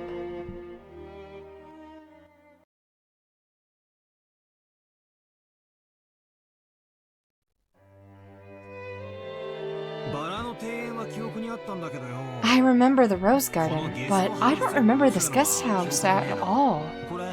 Was it built recently? The Torayan Visitor's Retreat was written on a gatepost-like thing, but since everyone called it the guest house, I followed their lead. The brand new Western-style guest house, which stood overlooking the roses, had a magnificent design carefully done in harmony with the garden. Correct! It was built the year before last. Ever since then, they've had us sleep here. This place is more fun than that junky old mansion you knew. I wish my room was over here. I want a room here too. I want one. I guess you could say my own house was upper class, but to me, it felt completely ordinary compared to the head family. The display of wealth was shocking, as was the fact that they'd built this kind of awesome guest house for guests who only came over a few times a year. Eva-sama, Hideyoshi-sama, please do make use of this room. Rudolph-sama, Kyrie-sama, please take this room here. I really do love how beautiful and elegant this place is. Western-style architecture truly is wonderful. I can handle Western designs for a few days, but any longer than that, and you need the good old Japanese look. Japanese people just relax best on tatami mats. They've been fighting over whether to make our new house Japanese style or Western style. Mom still holds a grudge about Dad having the construction started with a Japanese layout, and they bicker all the time about it. I'm really jealous, George Nissan. Your parents get along well, don't they? Mine are so frosty. Then again, they're always in sync when it comes to my grades. All the rooms seemed to be for 2 people. I was grateful since I wasn't going to be forced to share the same room with the old bastard under the pretext that we were family. And anyway, I figured those 2 wouldn't be able to enjoy themselves with someone like me around. What's with that creepy smile? You're thinking about something dirty, aren't you? Something dirty? Of course not! Please enjoy your stay. Ow! Wow, wow, wow, wow! That hurts, you old bastard! Once again, Dad pulled my ears from behind. Cut the crap. I'm getting a stomach ache. And I'm not in the mood for this. You're the guest of honor this time round, so play as nice as possible with Dad and Aniki and the rest. At the very least, be careful of what you say in front of Dad, got it? Because wisecracks don't go too well with him. Jessica-chan, what's the head's mood been like lately? Same as last year, I guess. Considering they say he's got 3 months left to live, he's as lively, grumpy, and irritable as ever. Meaning this year, he's in his usual bad mood. And as usual, the only one who's able to look after him is Genji-san. It seems the master will open his heart to no one else. Lately, us small people have not even been granted an audience with him. He's shut himself up in his study again, probably doing nothing but that weird black magic of his. What he does for a hobby is his own damn business, but when he starts stinking up the house, it really gets on my nerves. I wish he'd never come out of that study again. You shouldn't talk like that about the elderly. We're all indebted to him, since he rebuilt the Ushinomiya family. We should be more grateful. Well, sorry. After being rebuked by George Aniki, Jessica had no choice but to take back her thoughtless remark. The Ushinomiya family was wealthy beyond belief, but of course, that meant all its members were a bit strange, and completely out of touch with the world at large. And at the top of that chain, the family head, our grandfather, seemed especially strange and terrifying, even for our family. Dad said he was getting a stomachache earlier, and I imagine that reflected the honest feelings of all the adults here today. No doubt they were jealous of us grandchildren, who could just play around and laugh without care. From the stories Dad told me, the family head was a violent man who ruled with his fists, beating his children, even his daughters, mercilessly with a wooden sword. If he was so strict and uptight about that, why couldn't he have been a little more conservative with his kids' names? Because of that, even us grandkids had to suffer. Anyway, I can't say I've had any trouble believing those terrifying stories about him. I don't remember meeting him very often, but I think I recall him looking extremely grumpy all the time, always making people cower with his sharp gaze of his. I remember that the room's atmosphere got so tense whenever he was around. You couldn't even breathe. What my dad said about being the guest of honor now carries a little more oomph for me. 6 years ago I was in elementary school, but I'm a high schooler now. If I act up, things could get serious. Ooh, scary. He does look frightening, but he's not so terrifying that you need to tense up like that. Nothing of what he says is truly unreasonable.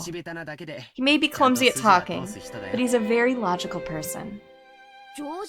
But George Nissan, you've been the family darling since like forever because of your awesome grades, right? Grandfather treats us completely different. I've even gotten slapped with a wooden sword. On my ass! My ass! On my maidenly, innocent ass! Well, you're the heiress of the head family, Jessica-chan. Grandfather is giving you a special attention. You've got to realize that his strictness reflects his high hopes for you. Oh, come on. Seriously, I could just turn the succession over to you, George-san. It's a bit of a heavy burden for me to carry. I think I already said it before, but Jessica's the girl heir to the head family.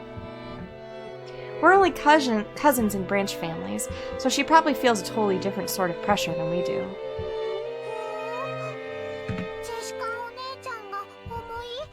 Jessica One-chan, is that heavy?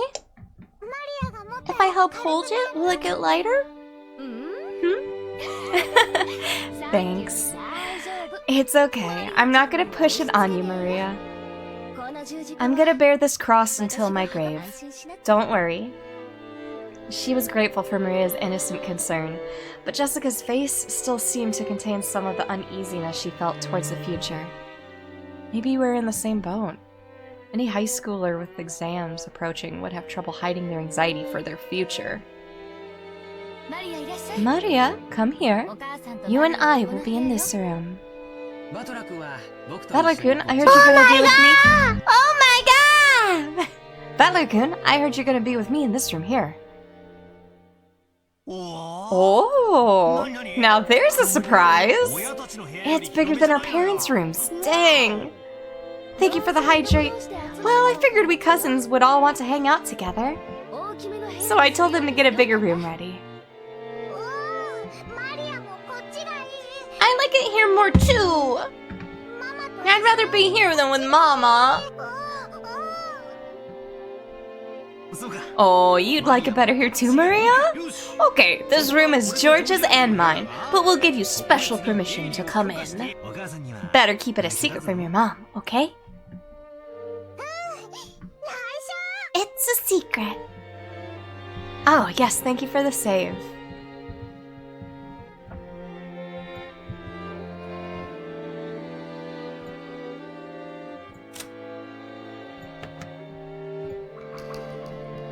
Thank you. Aunt Rosa was right behind us, but Maria still answered, striking the air with her fists clenched tight. After setting down their luggage in their rooms, our parents had gathered again in the corridor. Hey, what are you brats planning to do? Are you cousins just gonna stay here and chat? It seemed they were heading to the mansion to announce their arrival. Normally, they would make us follow them and greet everyone together, but if that had been the case, Dad would have just told us to come, and that'd be the end of it. He's saying it's okay if we don't come, so what'll we do? Well, it's gonna be lunchtime before long anyway. Better let the kids unwind here. Besides, if worse comes to worst, this might be their last chance to play outdoors. I'll go too. Maria, you house sit for Mama, okay? Behave yourself and wait here. Since Maria was being told to house sit here, we certainly couldn't leave her on her own. George Aniki noticed this immediately and gave a clear reply for all of us cousins. Well then, we'll accept your offer and house sit. We've got lots of stories to tell each other after being away for a year. That sounds wonderful. And Battler-kun has 6 years worth of stories to tell, doesn't he? Yeah. I'll take care of the house like a good boy. Kumasawa-san, I'm here to stay too. We'll break rank and leave the rest to the adults. Perhaps that would be the best. I'll report it to Madame. Then allow me to guide you all to the mansion. This way, please. The other children are one thing, but George is getting to be an adult. Wouldn't it be better if he came with us? If we make him come, then poor George will be the only one out of the place. Interacting with his cousins is also important. Okay, see y'all later. The adults left one after the other. They left in the same formation as our trip from the arbor, with Golda-san leading and Kumasawa-san taking up the rear. Kumasawa got that dumpy! That truck! Back it up, back it up, back it up! Sorry. As we gathered in the room assigned to us cousins, George Aniki asked us to excuse him for a second. He rushed over to Kumasawa-san, who was following behind the disappearing adults, and seemed to ask her something.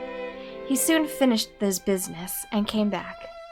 What's up, Aniki? Nothing. Sorry, Big Yon.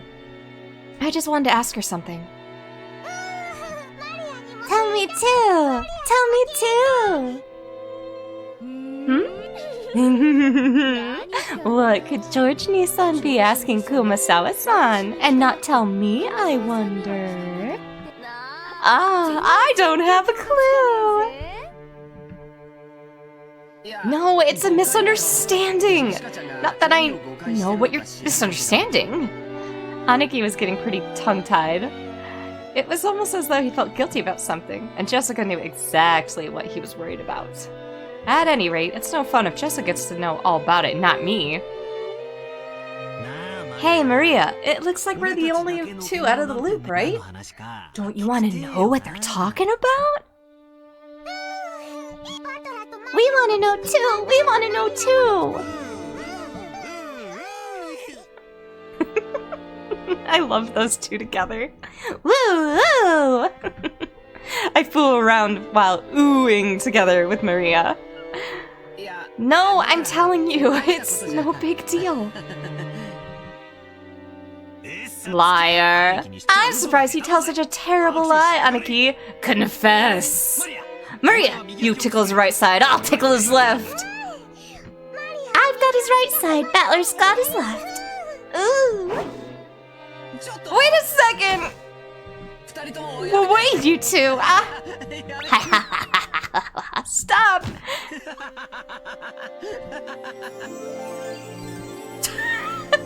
Marie and I played around, chasing George Aniki as he tried to escape, rolling on the bed. I realize high schoolers aren't supposed to bounce around like kittens, but I still miss this kind of fun. A warm, cozy kind of fun.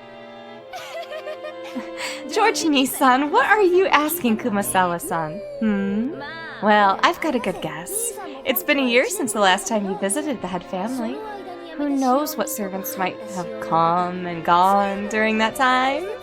Either way, it looks like he'd like you to go. It looks like he'd like to go and say hi.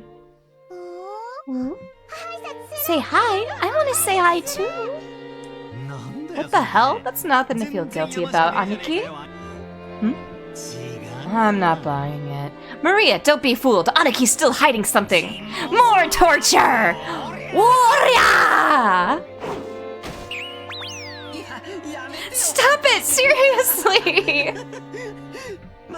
Maria-chan, you stop too! Stop already!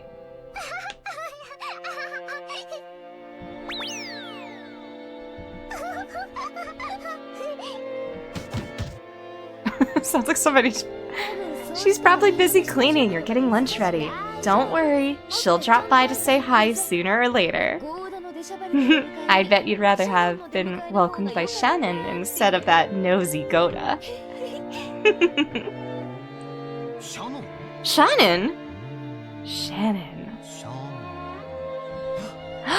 Oh, yeah! I remember a girl with that name. Is she still a servant? How's she been doing?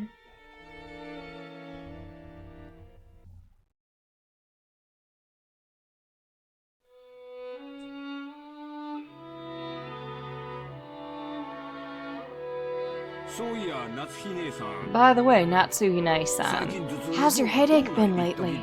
It seems pretty serious before. I've been much better lately. Natsuhi's one of my favorite characters. Thank you for your concern. Oh, right. Here. A present for you, Natsuhine-san. Thank you very much. I'm always receiving gifts from you. Is this black tea? It's herb tea with peppermint and lemon balm. It's a blend from a well-known store. It's supposed to be good for headaches. I thought it might help you too. Rosa was always a conscientious woman. Conscientious, I can't say that word. Probably because she was the youngest of the four and much younger than the other three. She managed to grow up without gaining the venomous nature of her siblings. Her kind words got Natsuhi to soften her expression for just a moment. But it wasn't enough to melt her stony gaze, hardened as it was by long years of mental stress. Come to think of it, you're always complaining about those headaches. Pull yourself together. Jessica-chan has her exams this year, right? That's going to be a turning point in her life. Will she really be able to rely on you as a mother if you're like that? Besides, Natsuhine-san, you're 3 years younger than me. You should get your act together. I apologize. I've had a tendency for headaches all my life. Even under normal circumstances, Ava sometimes failed to choose her words carefully, but her comments aimed at Natsuhi's contained shards of obvious malice, though she hid it with a smile. Of course, that fact didn't escape Natsuhi. She frantically contained the urge to grimace and pretended to ignore Ava. Our butler-kun will have his exams this year too. Rudolph-san, shouldn't you be a little concerned as well? For the sake of your own son, you'd better get serious to the point of having headaches like Natsuhine-san. If I say anything, he automatically rebels. So what should I say? Should I say the opposite? That it's okay for him to mess around? That's probably the only way I could get him to listen to me. Hideyoshi-san, George really did well on his exams, right? Our Battler-kun. Yes, he belongs to us all. Please, you gotta teach me the trick of handling children. Well, it's probably because I got him to understand why he should study. Studying isn't worth anything on its own. That's right. The real point of studying is to practice researching stuff on your own whenever you bump into something you don't know. If you can't do that, you can't be useful to society. I'm not talking about math or writing. You gotta learn how to learn. That's splendid. I wish our Jessica would understand that as well. If she is to be the heiress of the Ushirimiya family, then at this rate... Do you really have to force her into becoming the successor? After all, a woman has to find a woman's happiness. Parents shouldn't force such a thing on their children, don't you think? Hold your horses, Ava. Each family has its own way of raising their kids. You shouldn't be pushy. Oh my god! Oh my god! I'm sorry. Natsuhine-san, don't take it the wrong way. Though the light shining in the windows was quite warm despite the cloudy weather, there was a dark mood about the room, which was probably causing headaches for more than just Natsuhi. As if to sweep that mood away, Kyrie brightly made a suggestion to all present. Still, this black tea has a really lovely aroma. Let's drink it right away. In Japan, surely you shouldn't find something like Leopold's black tea anywhere but Ginza, right? I see you know a lot about it, Kirie-ne-san. I guess it was worth going to the trouble of buying it. Kyrie and Rosa stood up from their seats and made as if to prepare the black tea. But Natsuhi forestalled them. I thank you both, but we can try that later. One of our people will soon be coming to bring some tea, so please, relax. Leave it for later, you two. Let's enjoy our welcome drink. Rudolph gave a subtle signal with his eyes for them to sit down again. Kyrie and Rosa understood instantly, and obediently returned to their seats. The initial greeting of the guests was complete, so it was time for them to be served some tea. It was embarrassing for the host that the tea was late, especially now that the guests were talking about making tea themselves. Natsuhi bit her lower lip, frustrated by the ineptitude of the servants who were late bringing in the tea. Seeing her face, Ava immediately started to giggle. Of course, Shannon had no way of knowing what was taking place in the parlor. She came pushing a serving cart piled with teacups. For no apparent reason, Natsuhi gave her a pained look, and Shannon couldn't help but flinch without knowing what she had done wrong. Excuse me. Your tea is ready. Oh, Shannon-chan! It's been a while! You keep getting prettier every time I see you. Oh, Thank you. Save the chatting after you've set the table. The tea will get cold. I apologize, madam. She apologized like a small frightened animal, bumped against the serving cart, and made a jarring racket as she dropped several teaspoons. Her clumsiness made Natsuhi's expression turn even darker, which made Shannon quail even more. Come, Natsuhine-san. There's nothing wrong with her exchanging a few words in greeting. The tea must be plenty cold already, considering how long we've been kept waiting. There's no need to worry. It's not cold yet. Shannon, finish setting the table, quickly. I'm sorry, madam. Natsuhi's irritation was obvious by now. The ineptitude that delayed the tea, the clumsiness of the servant, everything pointed to the incompetence of Natsuhi's everyday leadership, making her lose face. As the person in charge of the Ushirimiya head family's kitchen, allowing that clumsiness to be exposed, today of all days, was surely nothing less than total humiliation. Lay off, Natsuhine-san. Don't you think it's a little harsh to bully Shannon-chan when she's trying her best? I'm not bullying anyone. What a nice aroma. May I ask what brand this is?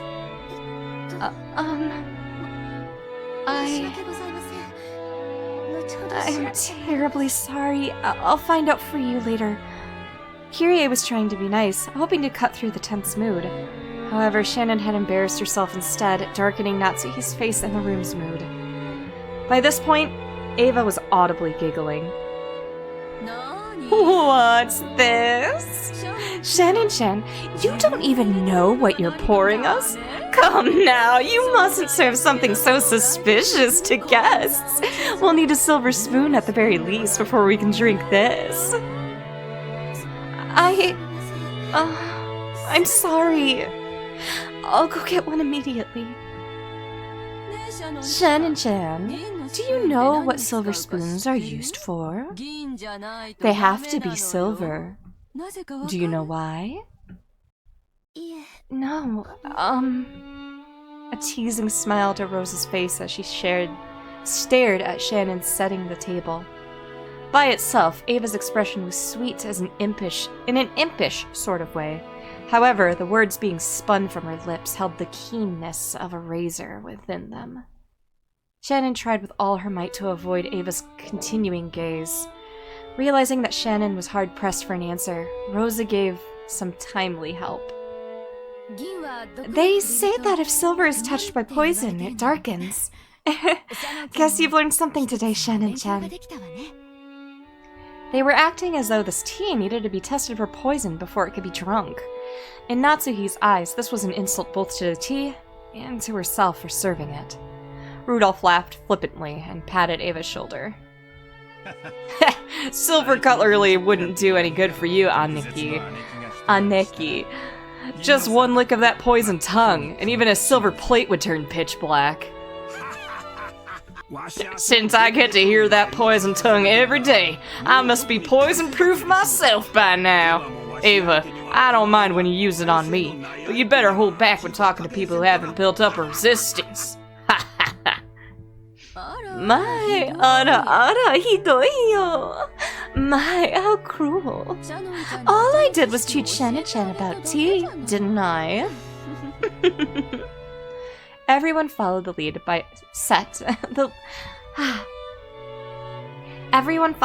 set by Hideyoshi's horse laugh and chuckled, though not easily.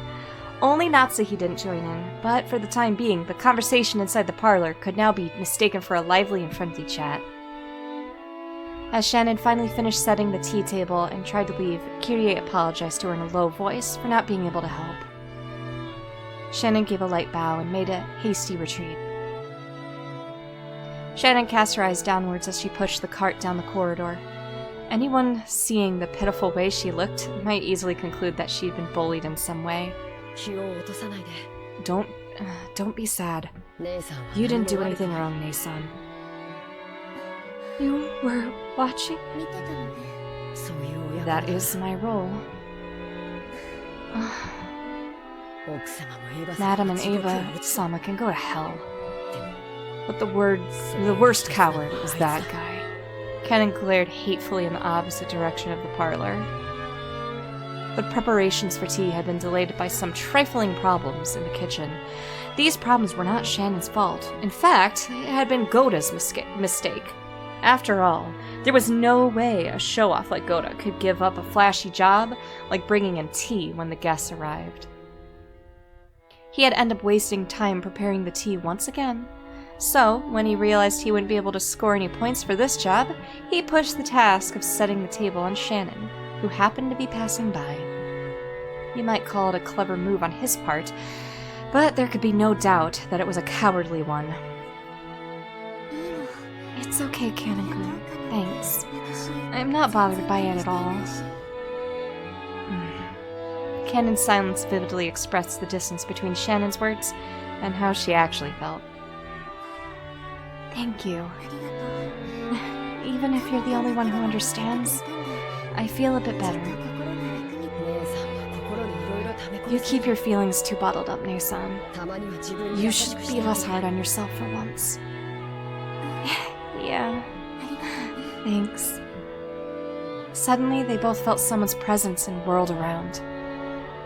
A middle-aged man stood there. It was Genji, the head servant.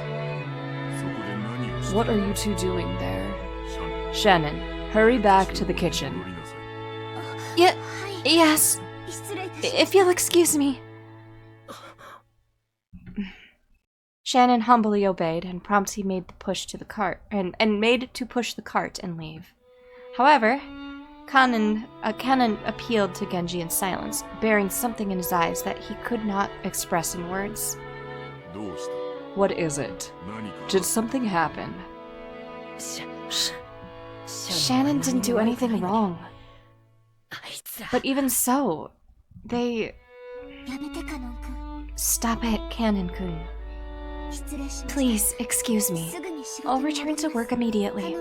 Kanan-kun, you should go back to your post too. Please. If you say so, Nei-san. If that is all, then go. Yes. If you'll excuse me. From the shadows in the hallway, an old woman wearing an apron watched over them. It was Kumasawa. Poor Shannon-san, Kanan-san. There's no reason for those two to be picked on. Still, Goda's dislike for them is an undeniable fact. Still, Goda-san has taken in by the Ushirimiya head family. I hear he worked for a fabulous hotel somewhere. The manner of work he learned... Oh my god, I'm sorry guys, I'm having trouble. The manner of work he learned there was quite impressive, I believe. It's just that Goda-san is the newest servant here. He must have had a lot of pride accumulated from his previous positions. Because Shannon-san and Kanan-kun are his seniors here at the mansion, and yet are inexperienced and have gone through much less in life than he has. He picks on them every chance he gets. And also, sad as it may be, they are disliked by Madame Natsuhi too. Of course, if we're talking about experience, the Madam has been in this family much longer. And yet, this is one point where I cannot help but sympathize with the Madam as well. Truly, the Master is a man with many sins on his conscience. Why didn't he realize that such a trifling whim of his would give the Madam such an inferiority complex? Of course, on the inside, even the madam is fully aware that those two don't deserve to be treated so harshly. However, the heart has reasons that no one knows, knows not. I feel so sorry for them. I can't do anything but watch over them from the shadows.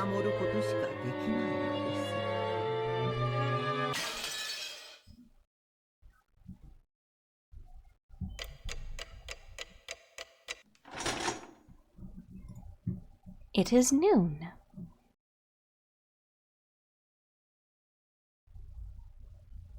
Ba.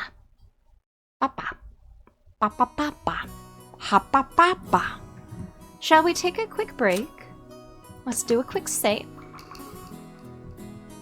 Alright, I have probably lost everyone.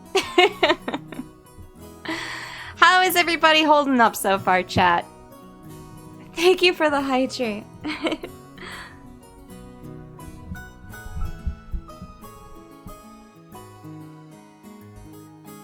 Ooh.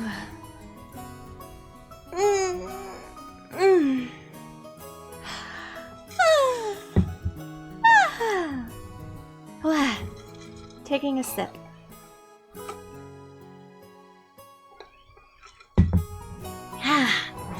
Yummy, yummy, yummy. I'm trying to think how long it'll take for us to get to a particular part.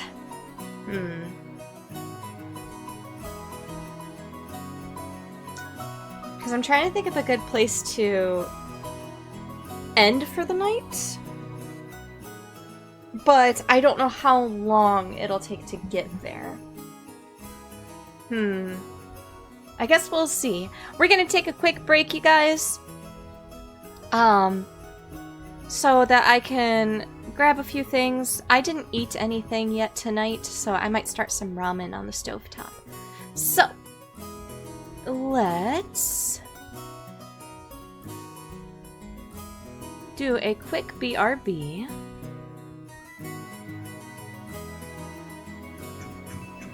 What should we play while everyone waits for my return?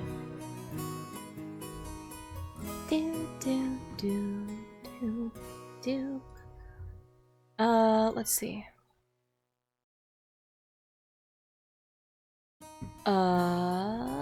Sugoi janai. Sugoi janai. Ba-da-na-na.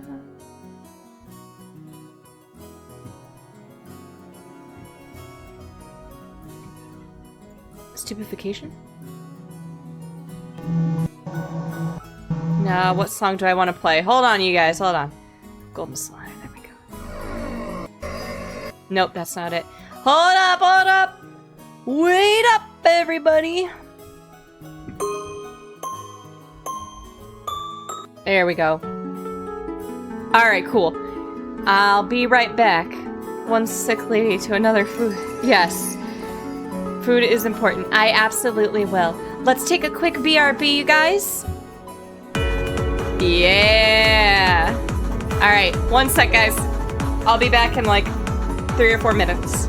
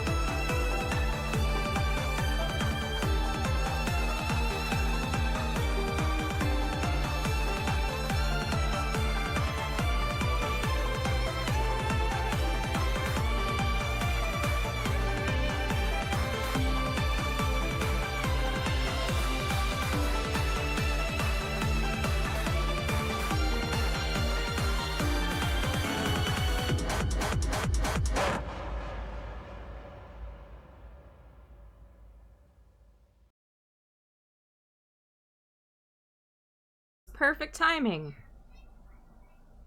Like, I came back, sat down, and I checked how much longer the song had left on it. I was like, oh, like 10 seconds? Okay, cool. Fine, works for me. Hi, everyone. I'm boiling some water so that I may enjoy some ramen. Da da do da da da ra ba ba ba ba na na na da da da da oh ya na na bam bam bam ba na na da da da da ya da ba bi ba da ba ba. Oh, goodness me. How's everyone holding up? Hello! Welcome back, Silence. So that's a little taste of some of the music in this, that is to come from the game. I love the music honestly, in all Ryu Kishi's visual novels. He works with a lot of the same artists every time, and it's just incredible. You're so into this? Good. I am so glad. Gosh. I cannot wait until we get to the nighttime scene, but honestly, with how bad I am at reading, it'll probably be a little while. Did you win while I was gone? We won! Are you winning, son? We're winning, Dad! Lore wins all day, a day. Bubba, I was playing a little bit of Disgaea 2 before stream to kind of just wake up and kind of get alert. And I'm doing pretty good. I'm winning, son. There. Hell yeah. Solve all the mysteries. Do all the things that are spoilers and I can't talk about. Yup. Yay, we beat the game, everyone. Shannon got yelled at. Poor Shannon. I like Shannon. So does anyone have any characters that they like so far? I know we've only met... Honestly... There are probably around... Yeah, I like that lore character that's always on screen. Good job being the game. Yeah, thank you. We read 80 hours worth of visual novel in 2 hours and 59 seconds. Not even, because we were gone for like 10 minutes. I like the one voicing all the characters. Oh my god. I'm doing what I can. It's not great, let's be honest.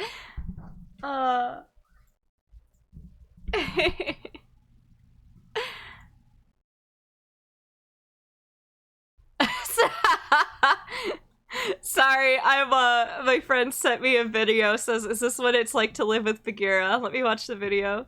Oh, it's like 3 minutes long, so I won't put that on screen. Oh, it's from Red Dead Redemption 2. I mean, maybe once I get my food. Ah! I didn't mean to do that. So, yeah. Let me see if the water is boiling yet. And you guys can watch my booba jiggle. I wish I had a way, like, EO, to get, like, animations, and I could just, like, hit a button and let my character jiggle their booba while I was gone.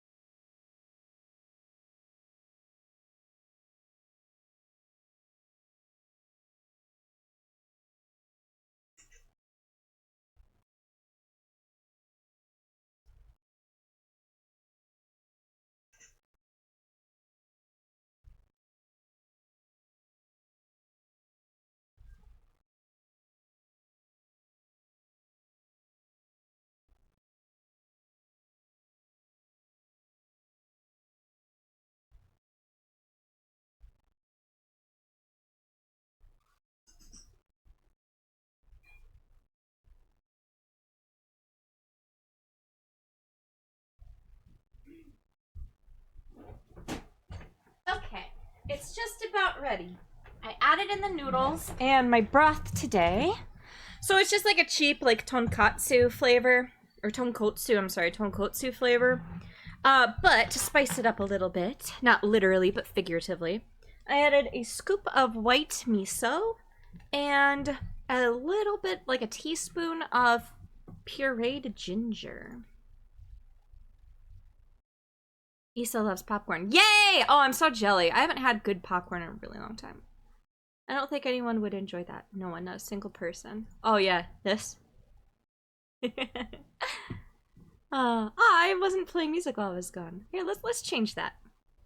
Let's see what wonderful Umineko song we'll play next.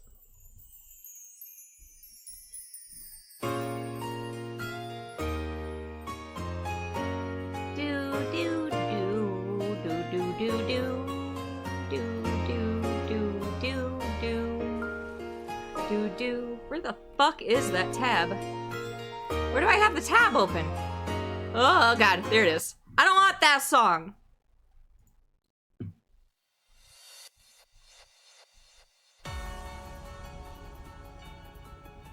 I want Death from Stupefaction.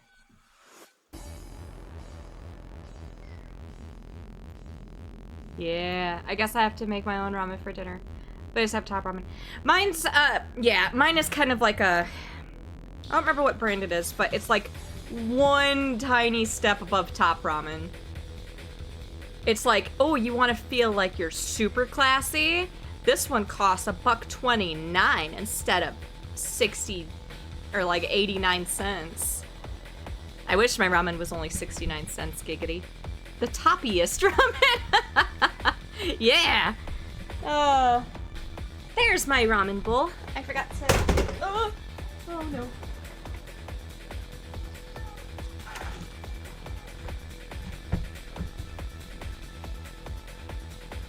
Okay. Okay. My ramen should be done. Sorry guys, one last break and we'll be back. So enjoy the music. I'm wrapped up in a blanket.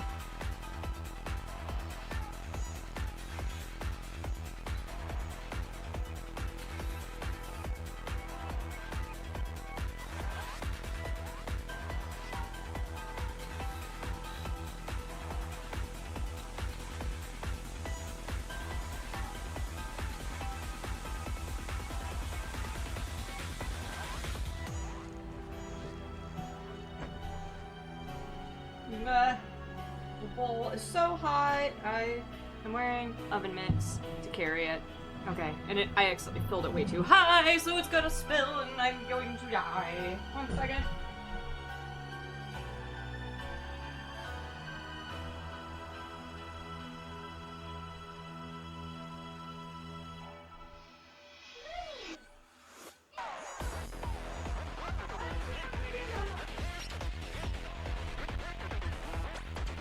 Alrighty.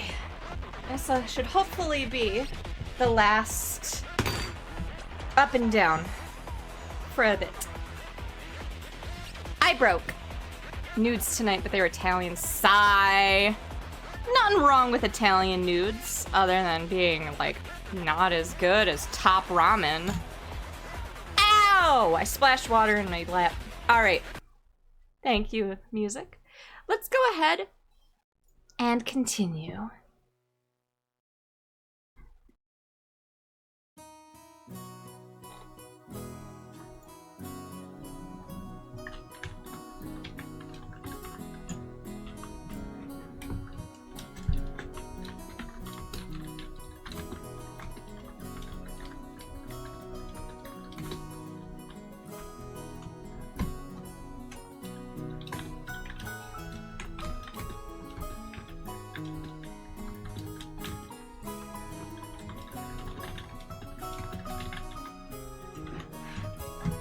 Okay, let's go ahead and get started, shall we? Again. Okay. Oh, thank you for the hydrate. Let's go ahead and do one hydrate before we start.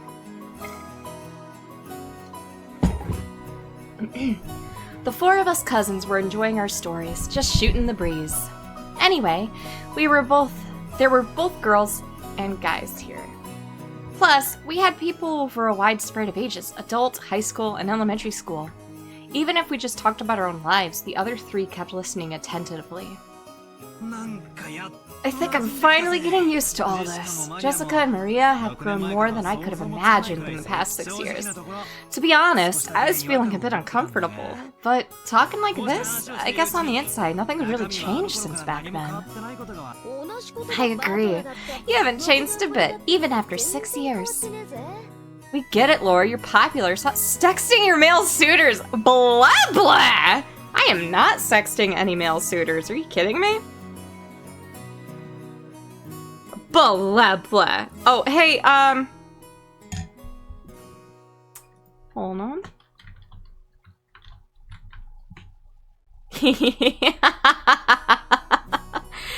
your timeout chair, blah, blah.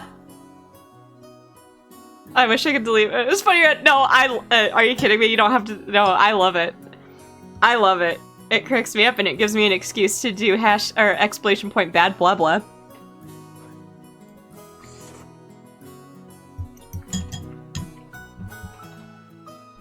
I should make an angry lore emote, but with like big, like the text bubbles that are like spiky, and it just says blah blah. Like the clap for Ayane. I agree, you haven't changed a bit even after 6 years. Even though your body's gotten gigantic, you're still a kid inside. Ooh, I'm a kid too. I'm a kid too. Ah, GT! I need to redo that for you. Because like you can't read the hi, and I feel bad about that. So I think I'm gonna make it black text. I was trying to make it like colorful and like matching your stuff, but I think I'm gonna redo it. I'm gonna make the sign a little bit bigger, and then I'm gonna make the text black, if you're cool with that. Even if you aren't going to be a kid forever, Maria, are you, Maria? I mean, you're gonna transform from a kid into a cute young lady, aren't ya? And when that happens, that flat as a board chest will reach Jessica levels, huh? When that happens, you gotta let me touch him, okay? It's a promise! Ooh, let you touch him. Promise! Ooh! No! Maria! You can't make that kind of promise! It's bad! Bad, bad! Ooh. Yeah, I know, Japan, please. I promise I'll let him touch him. I keep my promises. Always keep them. Ooh. I know. This is why I apologize with with the Battler's sense of humor. He does get better, and this is very much just him putting on a show of being an idiot. He is an idiot, don't get me wrong, like, he's an idiot, but yeah, I apologize for early game Battler. Maria, you really are earnest. Good girl. The guy you marry's gonna be really lucky. Hey, stop trying to change the subject by making it sound pretty. Maria, that promise never happened. Never. The promise is canceled. Ooh. As I thought, without Battler-kun in our little quartet, this group of cousins just didn't feel complete. I do think he needs to go. Yeah, Battler! Into the corner!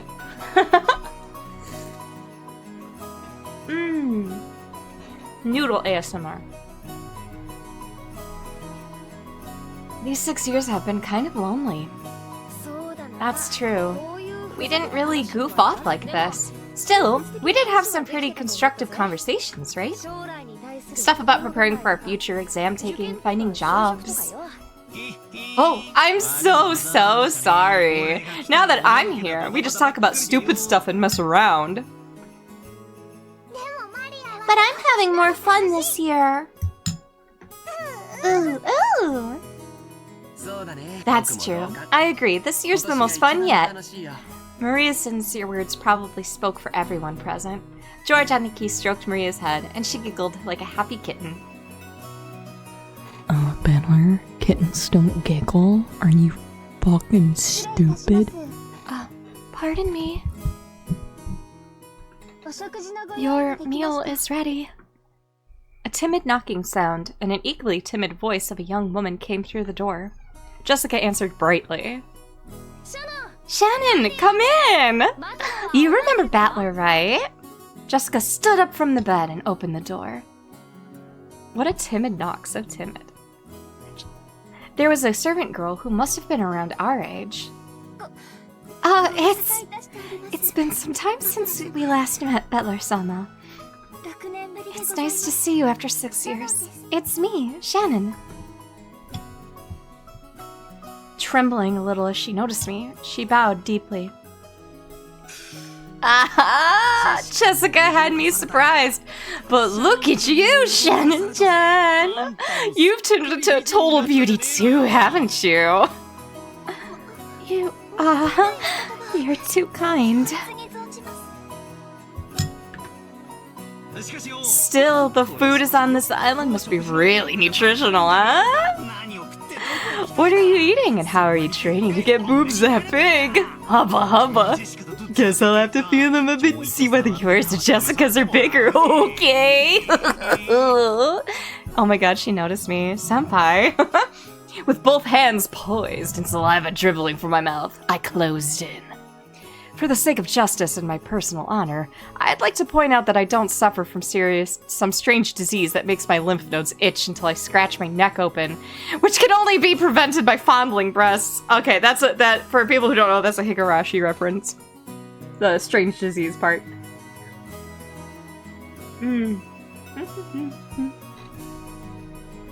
Okay, so I know you guys are dying to know. Let's try this broth that I made.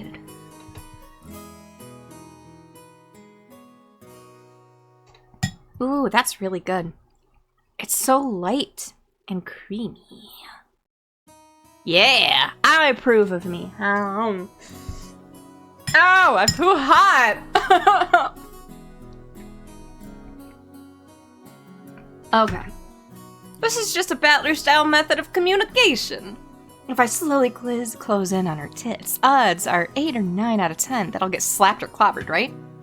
So, I can use this Battler-sama original technique to spark a gag like that and break the ice. Well, that also means I really do get to touch them on that 1 in 10 chance though, right? Yeah, like that ever happen. At that point, my hands were less than a centimeter away from Shannon-chan's boobs. But the counter-strike had yet to come. She blushed and lowered her head in embarrassment when she realized what was going on. But she just stood there with both her hands politely jointed in front of her, not even trying to resist or cover her breasts. Hey, I wasn't planning on this! Please, hit me right now or I'm seriously gonna... Which is why I was glad that Jessica chose that time to drive her elbow into the back of my head. Oh, thank you so much, Jessica! Thanks, don't yell at me! Why the hell are you thanking me? Seriously, my bad, Shannon-chan. I almost got overwhelmed by your hypnotic chest. More importantly, anyone who gets that close has gotta be a molester.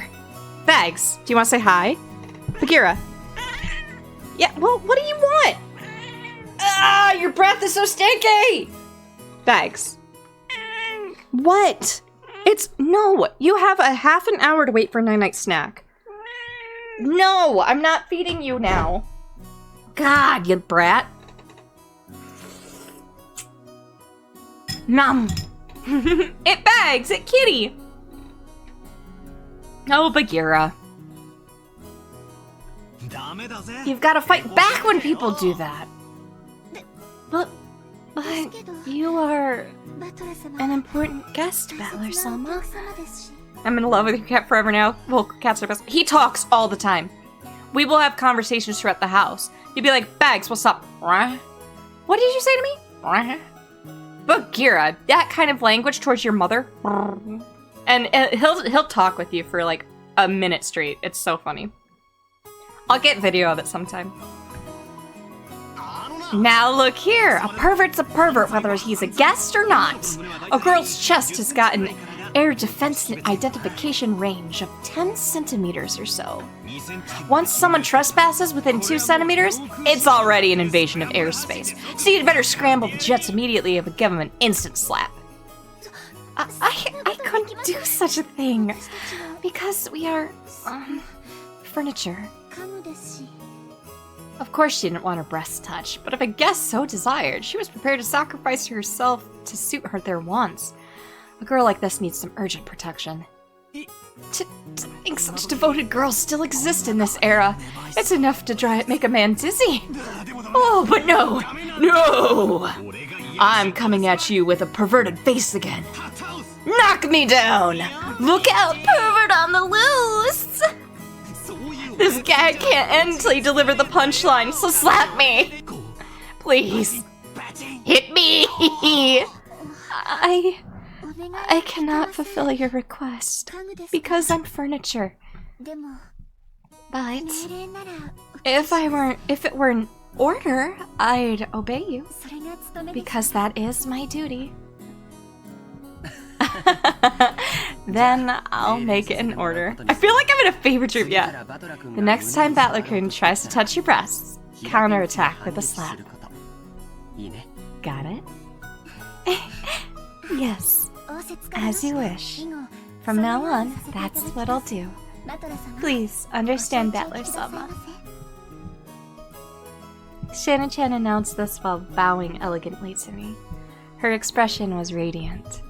I gave her a thumbs up to show her I was fine with that. 6 years ago, you might have been mistaken for a servant's daughter who lent the hand at your parents' work. But now, you're a full-fledged adult servant.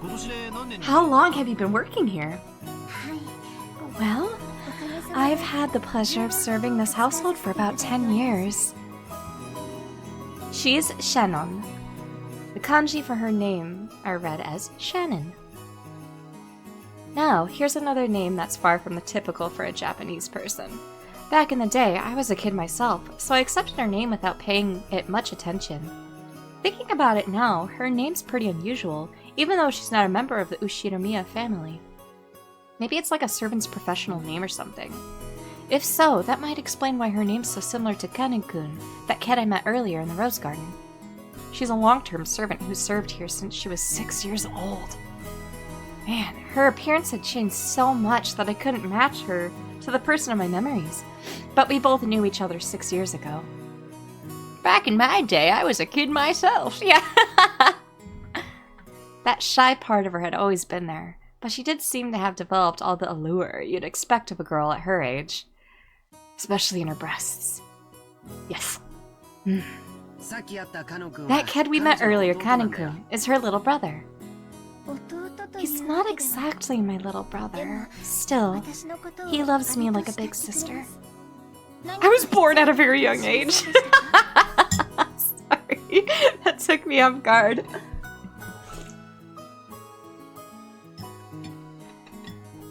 I should take a couple bites of my food. He didn't cause you any trouble, did he?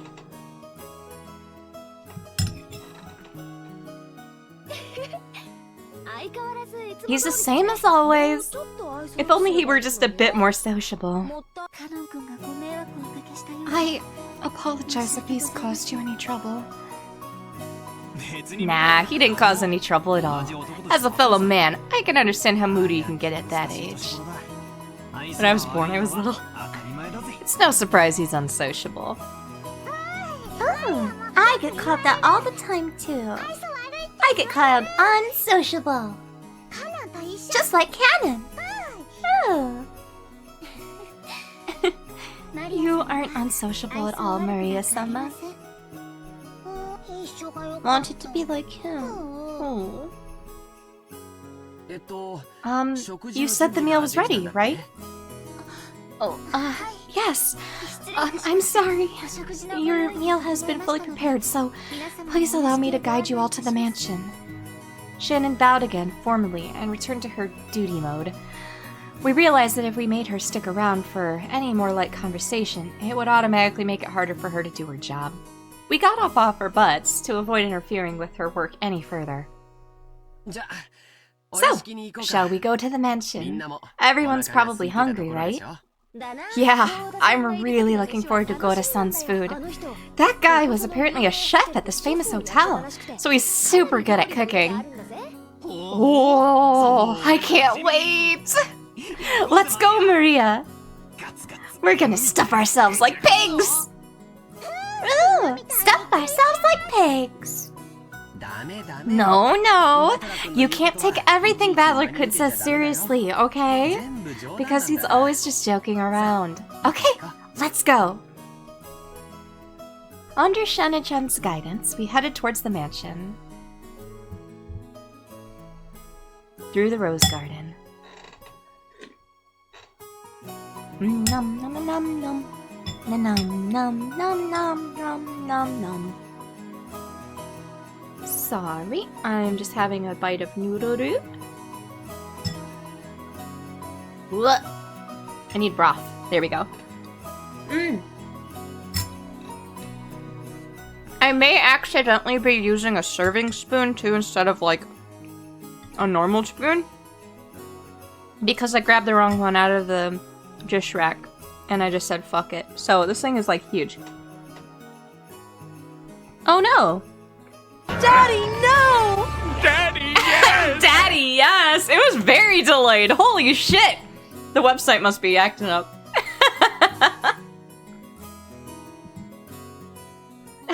Met once again by the magnificent rose garden, we continued onward, as the intimidating mansion of the Ushiromiya head family came into view.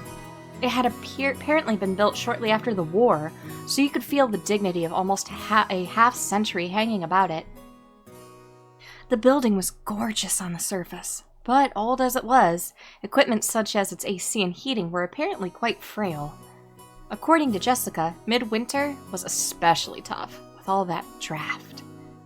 Haven't these people ever heard of a kotatsu? Well, yeah, but your grandpa is like a Western style otaku, so I mean, like, I don't know. Food. As we entered the entrance hall, an aged servant greeted us. Now him, I remembered. Genji-san, who had been working here longer than anyone, filled the role of head servant. Battler-sama, it has been quite some time since last we met. As our eyes met, he greeted me with a calm, composed voice. His bow wasn't as graceful or refined as Goda's, but despite its simplicity, it communicated his feelings very well. Genji-san, it really has been a while. You look well. Thank you. I have been quite well. And Battler-sama, you have become a splendid young man. You are beginning to resemble the master in his youth. I look like grandfather? Guess that means grandfather was pretty popular with the ladies when he was younger. From here on, I shall take Shannon's place and accompany you. Please, come this way. Shannon-chan bowed deeply and watched us leave. After that, we headed towards the dining room under Genji's guidance. Genji-san, just like Kumasawa-san, stood in stark contrast to us young people who had grown beyond recognition over the last 6 years. His appearance was exactly the same as in my memories from 6 years ago. It was as though time had stopped since last we met. Genji-san was an extremely quiet and diligent person. He was basically grandfather's close aide or caregiver, and you might even call him grandfather's companion for many years. In fact, it seems he was by grandfather's side even before than my late grandmother was. According to Jessica, grandfather trusted him more than any of his blood relatives. But I wonder how long he served. I've never gotten the details, but I heard something about him being here since the very beginning, when this mansion was first constructed. Which would mean that he's dedicated half of his entire life to serving here. It's easy to see why he's so trusted. We passed through a massive hall that extended up into the second story of the mansion with no separating floor. I spotted something that hadn't existed in my memory of 6 years ago.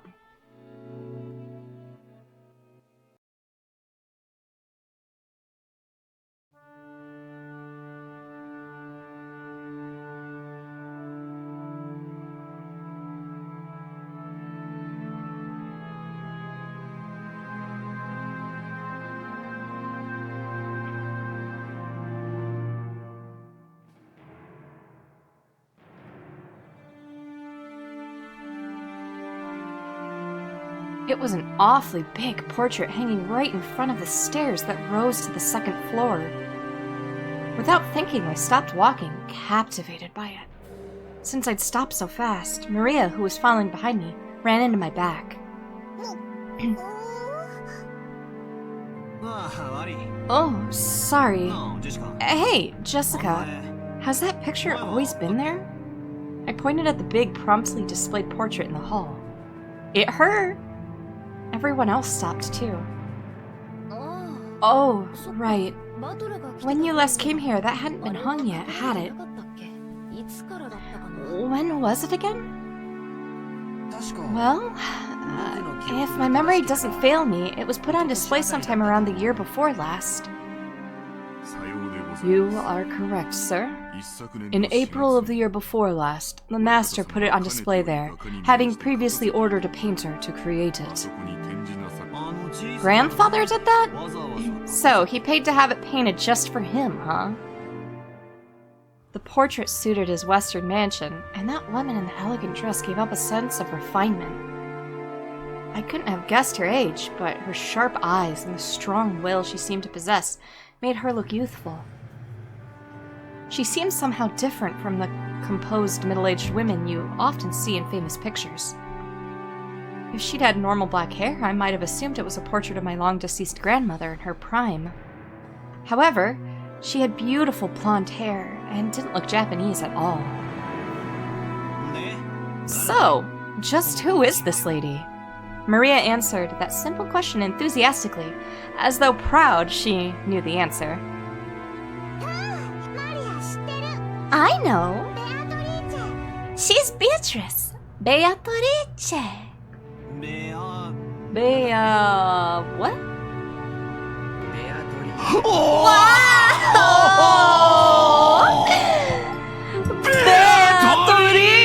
Beatrice!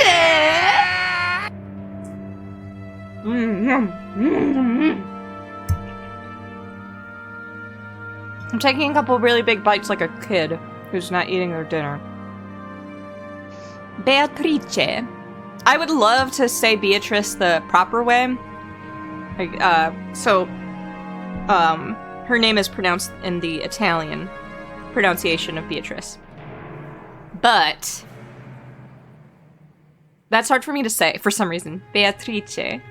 So I don't have that good like trill, the T to trill for Beatrice that you have to have for Italian. So Beatrice is easier, even though it's incorrect pronunciation. I don't fucking care. Num num num. Num num num num num.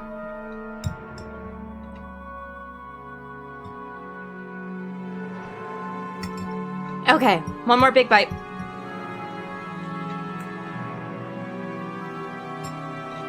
Num num num num num num.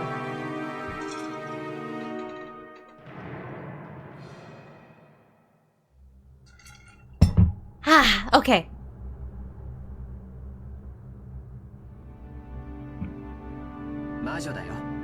Beatrice, she's a witch. Didn't you ever hear the stories about her long ago? A witch? You mean the witch of this island? I think I already said this, but Rokkenjima is a small island, only 10 kilometers in circumference. However, that's actually pretty massive considering that only the Ushiramiya family lives here. So only the arbor and the area around the mansion were set up to be lived in. Beyond that, the island remains as untouched as it was, as when it was uninhabited. The vast and empty forest had absolutely no lights, phones, or people passing through. To understand how dangerous that is, you need to forget your common sense as a city dweller. After all, if you happen to fall down a hole in the depths of the forest and sprain your ankle, no one would come save you, no matter how much you cried or screamed. Then, once the sun went down, the forest would be wrapped in complete darkness, since there were no streetlights. And since there were no signs, it'd be easy to get lost and confused, losing your sense of direction inside that forest. Nowadays, most people see a forest as a peaceful place. But to the people of bygone eras, before the light of civilization drove out the night, forests were as geographically separated from civilizations as the sea. They were oceans above the ground.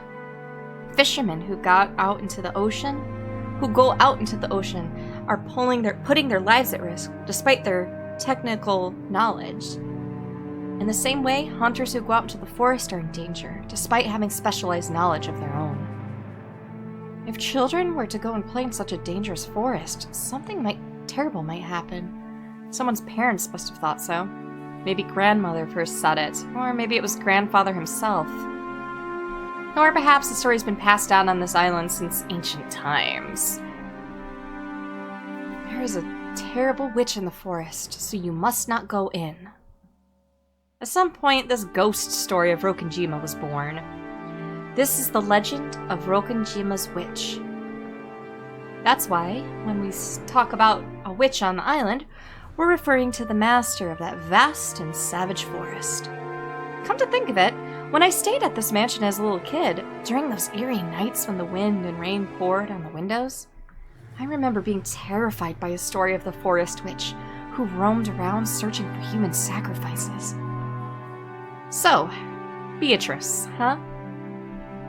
When Aniki mentioned it, I searched my memory and I was sure I recalled hearing a name like that when I was little. I see.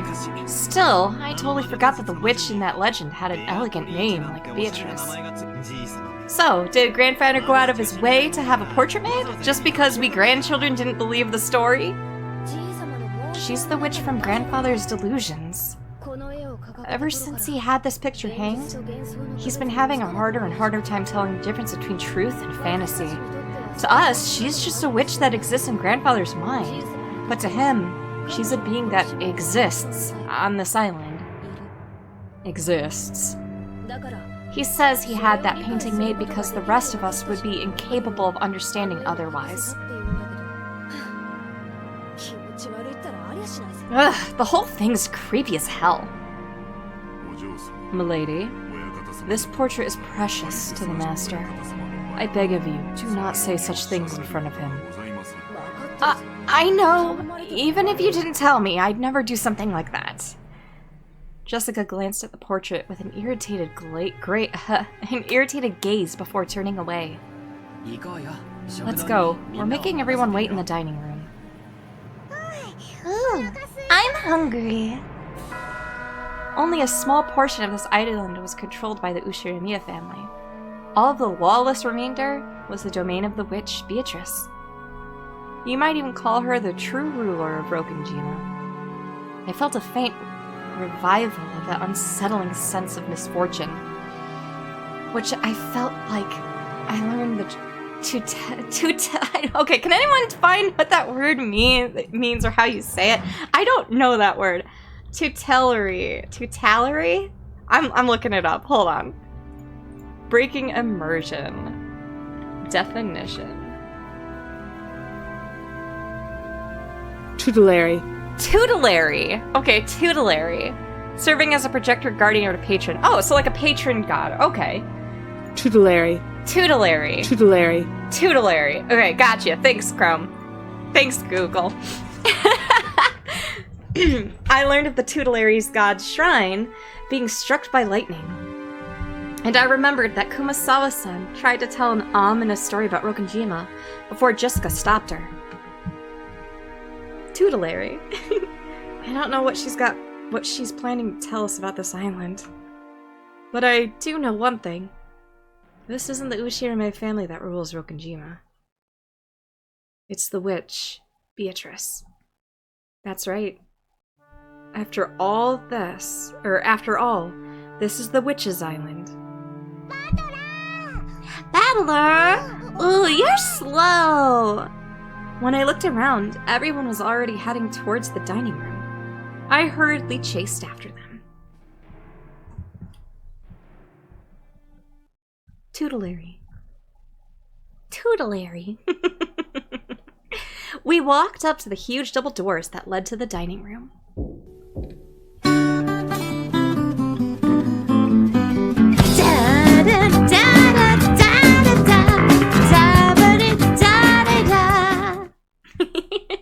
Thank you, S. Genji-san knocked. I have brought the children. Please, pardon the intrusion. The doors were opened, and we were invited inside.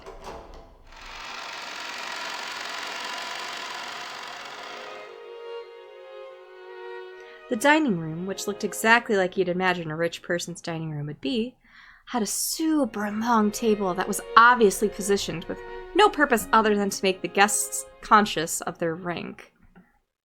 Our parents were already sitting in accordance with that ordering.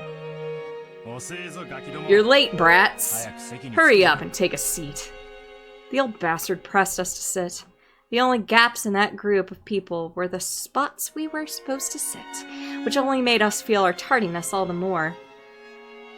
The seat at the head of the table, called the incipient's chair, was for the most highly ranked, reserved for grandfather. It was still empty. He probably wanted to show up last for dramatic effect. From the perspective of someone facing the incipient's chair, head on, the seating order went from left to right, with the lower ranking seats progressing in rows of two further away from it.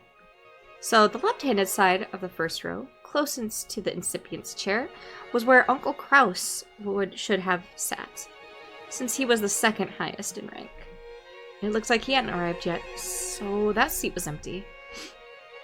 Across from his chair on the right side sat the eldest daughter of the family, Aunt Ava, who was the third highest in rank. I'm gonna skip like the left-handed side. Next, on the second row was the fourth highest in rank. There sat my damn dad, Rudolph, the third of the siblings. Across from him, on the right side, sat Aunt Rosa, the youngest sibling. At this point, you might expect their husbands and wives to come next. But nope, the left-handed seat on the third row, rank number 6, belonged to Jessica. Opposite her was George Aniki. I sat next to Jessica, and Maria sat across from me. Then finally, next to me on the left-hand side of the 5th row, sat Aunt Natsuhi, the 10th highest in rank. Opposite her, Uncle Hideyoshi. Next to Aunt Natsuhi, in the 6th row, and final seat on the left-hand side, sat Kirie-san. The seat opposite of Kirie-san was empty, even though silverware had been set there and everything. According to this ranking system, that spot was where Aunt Rosa's husband should be sitting. Even though he wasn't supposed to be coming, his place was made up.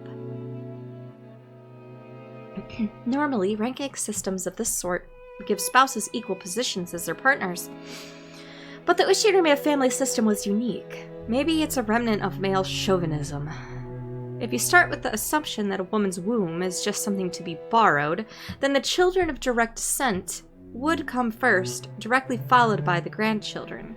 In other words, spouses have no blood ties, and therefore placed at the end of the line.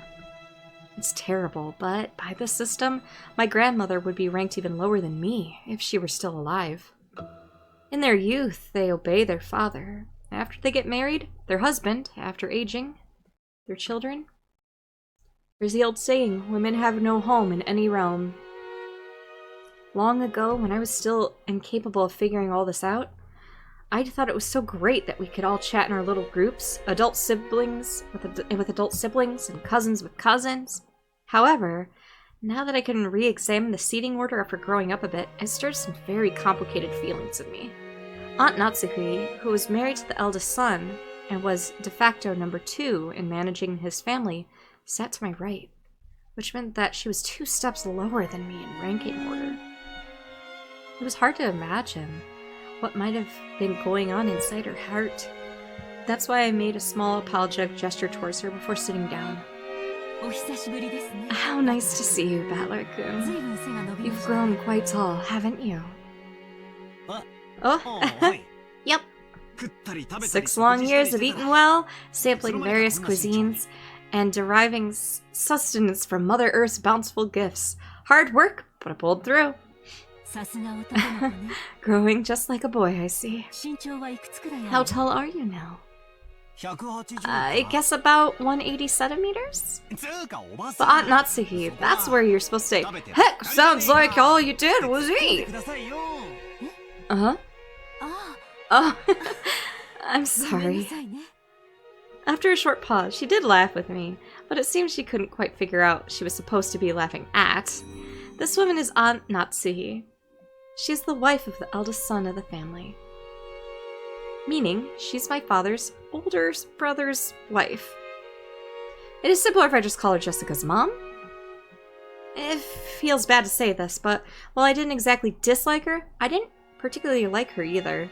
She hardly ever spoke with us kids, and all my memories of her involve talking to the adults about complicated things, with a scary look on her face. In fact, since we hardly ever exchanged words, I spent a long time trying to figure out how I should approach her.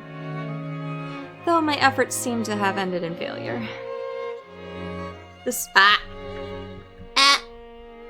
I made a mistake. The silverware sat neatly on the table, but the meal itself hadn't been brought in yet. As a general rule, you shouldn't start a meal until the person sitting at the head of the table arrived.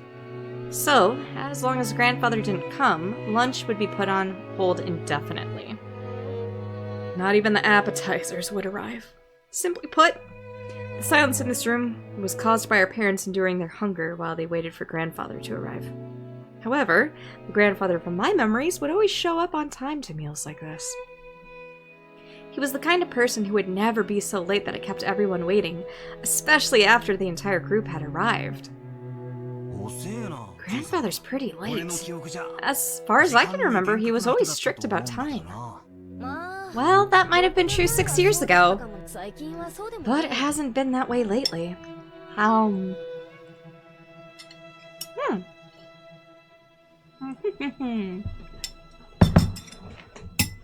Sorry, everyone. Another quick chomp break.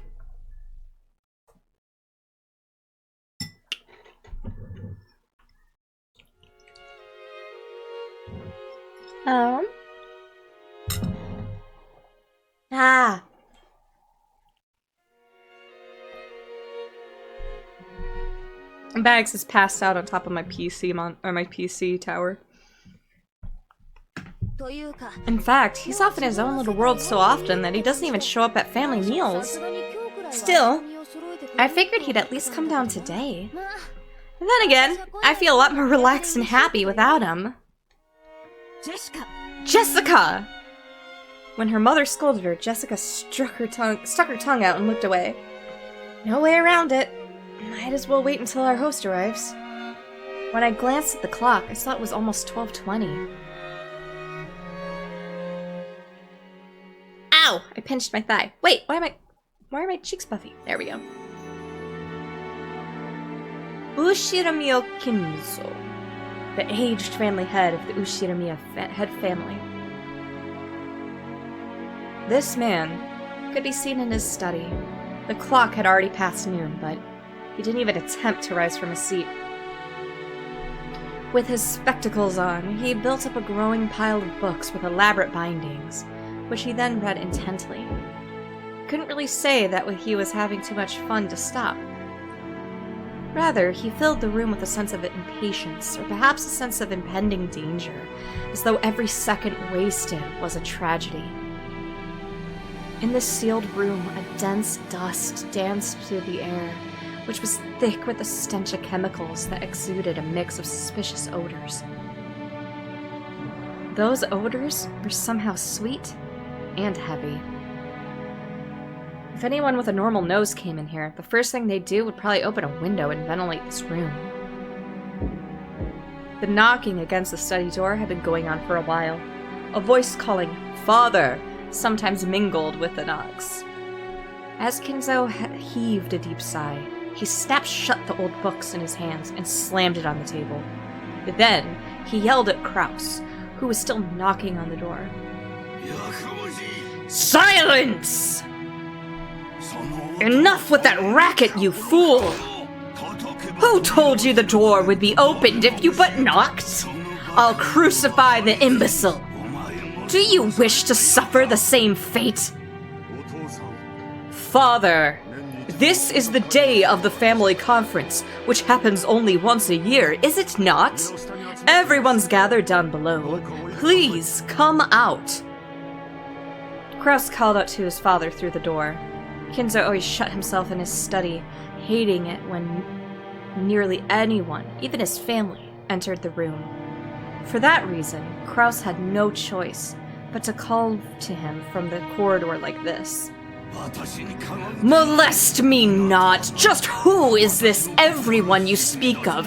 Do you mean the fools trying to drag me out of here? Then kill them all! Tear them apart, use their bodies for firewood, and feed them to the witch's hearth. Put a port in that hearth to boil the wormwood. Force the imbeciles who dare try to lure me out of here to drink the broth of the apocalypse. I will soak their dregs in liquor. Ah, where is Genji? Call for Genji! Have my demonic absinthe prepared. The whispering of the green fairy reaches me no longer. Where is Genji? Bring him here! On the other side of the house, Kraus, Nanjo, and Genji kept waiting for the master of the house, who stubbornly refused to come out. Looks like he hates me to the core. My voice doesn't reach him anymore. Kraus shrugged as though saying, "It's no use," and smiled bitterly. From the beginning, he hadn't really expected his father to respond to his calls. However, since it was the duty of the eldest son, he had tried as a formality. Kinzo-san. Your sons, daughters, and grandchildren have come to see you, have they not? Could you just let them see your face, if only for a short while? Shut up! Be silent! You dare to admonish me, Nanjo? I never told anyone to get you. I told them to get Genji. Now, call for him immediately. Time is short, and the apostles are already readying their trumpets, so why can't you foolish sheep understand? Kinzo slammed an old heavy book against the table over and over. That racket nearly expressed his great displeasure. Kinzo put his spectacles down and flew up from his chair. He spread his arms wide open, as if to sing into a packed opera house, as if appealing to someone. He yelled and yelled. Why? Why is there always something in my way? I would throw it all away. I would offer up everything, and there was only one thing I asked in repayment. Oh, Beatrice, if I could see her smile but one more time, I would plunder the smiles of the earth and offer them all up to you. Oh, commanders of the legions of locusts, reap the smiles of the earth!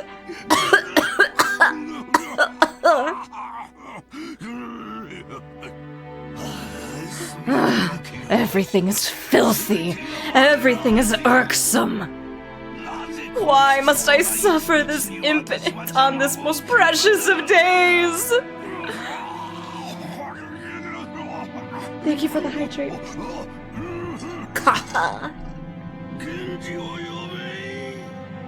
Call for Genji. Cough, cough, cough. I have no idea what he's yelling about. He's probably lost his mind by now. Kraus-san, isn't it a bit harsh to say such a thing of your own father? My father is already dead. There's nothing here but a phantom of what father once was. At any rate, as long as he has no intention of coming out, there is nothing we can do. Kinzo-san. Choking coughs continued to pour from the study. I'm going back downstairs. It would be a waste to let the fruits of Goda's prized cooking talent get any colder. Your power's back on! Oh gosh! Blah, you were gone! Welcome back! It's one of the few things our relatives can look forward to when they come to this house. Kraus spun around. He looked at his watch, mumbling and acting as though he had wasted time doing something he knew would be in vain. Genji-san, father is calling for you. Keep him company. Certainly. Dr. Nanjo, let's go eat. If we stay here any longer, this sweet stench will ruin our sense of taste. Without waiting for Nanjo, Kraus went downstairs. Genji urged Nanjo to go and eat. Nanjo glanced between the study door and Kraus's back as the latter disappeared down the stairs, then let out a deep sigh. Sorry, Genji-san, but please allow me to leave this in your hands. Yes, please leave it to me.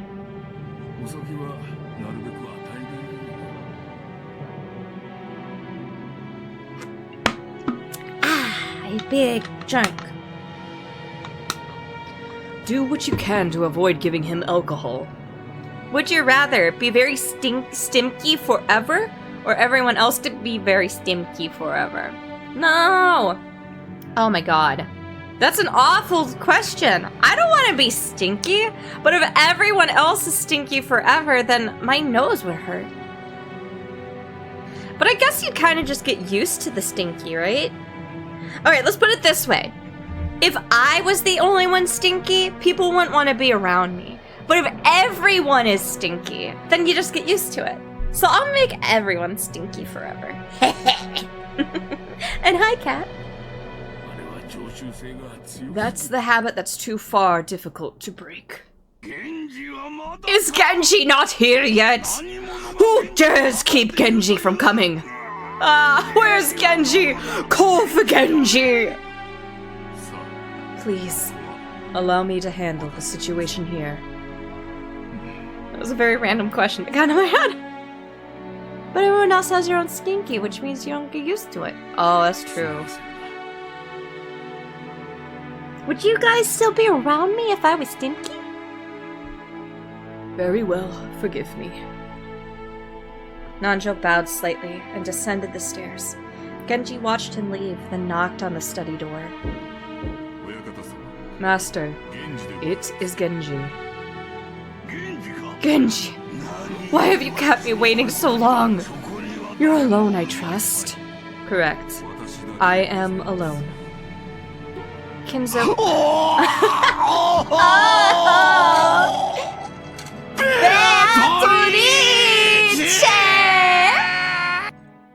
Yeah, she's right there. You had to. It's okay. I think it's the redeem that's been redeemed. You know, after every stream summary, it tells you like what your highest redeems are and like which emotes were used the most. I think I already know what tonight's is gonna be. Kinzo returned to his seat in the study and pressed an old-fashioned switch on the table. After a small delay, the heavy sound of the door unlocking could be heard. Kinzo was convinced that his family wanted to make a mess of his study. Or perhaps someone had once opened the window for some... Sorry? Or perhaps someone had once opened the window for some fresh air and ended up scattering things that, to him, were important research materials, leaving him in a terrible mood. Kinzo had outfitted his room with a formidable lock, preventing anyone from entering without his permission, and thereby sealing himself in a jail of his own making. Genji, whom he trusted the most, was relatively free to enter the room, but even that didn't always hold. If Kinzo was in a bad mood, even Genji wouldn't be able to enter.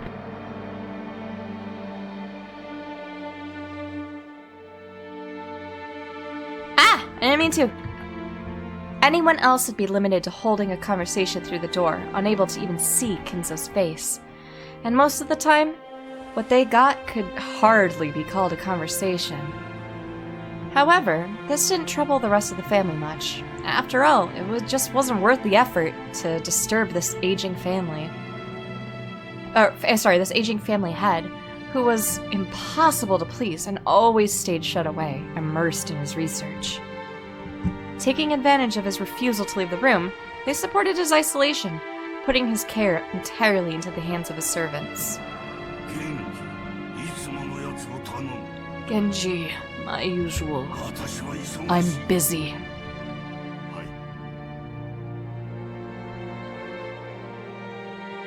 Ow! Yes, sir. Genji headed to the corner of a study. There, suspicious-looking bottles boasting venomous colors were on display.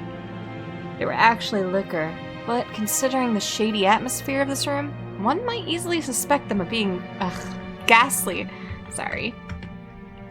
Someone might easily suspect them of being a ghastly poison.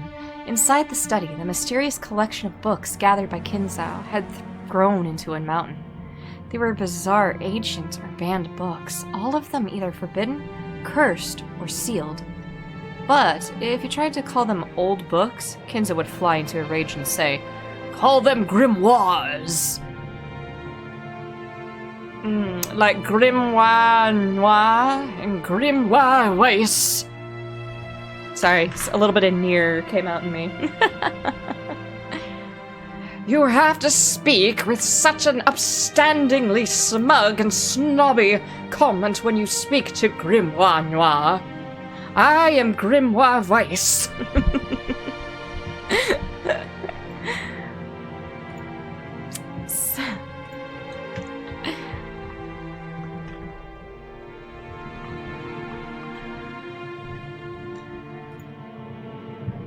Oh, squishables. Okay. There were also many mysterious objects that presumably held some meaning with regards to black magic, like candles suspiciously melted and molded into strange shapes. The constellations drawn on the curtain celestial globe... The constellations drawn on a certain celestial globe contained quite a few shapes that would draw puzzled looks from anyone familiar with today's night sky. The carelessly strewn about books contained many illustrations, all of them of religious or mysterious nature, including some depicting demonically grotesque subjects or bizarre diagrams of various magic circles. And above all, a sweet poisonous smell filled the room, profoundly assaulting the eyes and noses of those who entered for the first time. Eventually, it must surely make a person go numb and lose their grip on reality. Inside the study, Genji prepared Kinzo's usual drink with a well-trained hand. No one would even think of drinking such an ominous dark green liquid in that complex and ornate glass unless someone first told them it was alcohol. He poured a little into the glass. Then he placed a cube of sugar in a strangely shaped spoon and poured water from a pitcher over it. Strangely, when the transparent water was poured, the dark green liquid turned a cloudy white. It was a strange optical illusion, as though the water had caused a chemical reaction.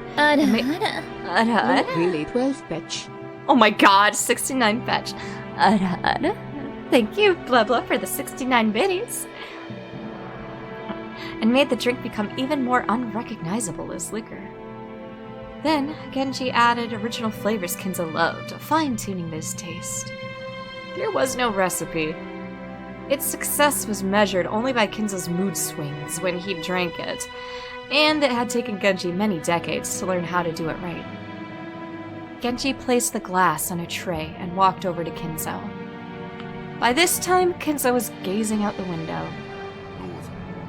Here, master. Thank you. Kinzo had regained his composure and was now unrecognizable as the shouting, screaming, yelling man from a few moments ago. Looking at this man from behind, Nippa! 1 sec. Hydration. Oops. Looking at this man from behind as he tilted his glass and gazed down at the scenery beyond the window, he projected a sense of dignity and intelligence to allow Kinzo to set his glass down at any time. Genji motionlessly waited behind Kinzo to his left, as though he were a living sideboard. Then, without averting his eyes from the window, Kinzo held out his glass. There was only a mouthful remaining. It was not a gesture intended to set it upon the tray, but a motion to hand the glass over to Genji. Drink, my friend. Your words are too kind for me. No need for ceremony between us. Drink, my friend. Thank you. Genji respectfully received the glass and inclined it a little to taste its contents. After that, he gulped it down. I attempted to imitate your concoction, but no matter how I try, I cannot replicate the taste. The way you make it is pure relish. Thank you very much. It is the fruit of your guidance, master. Oomph. Dill relish or sweet? That's what the mysterious green liquid is? Kinzo smiled at his loyal subject, who refused to put aside rank even when asked to. Pure relish. Pure.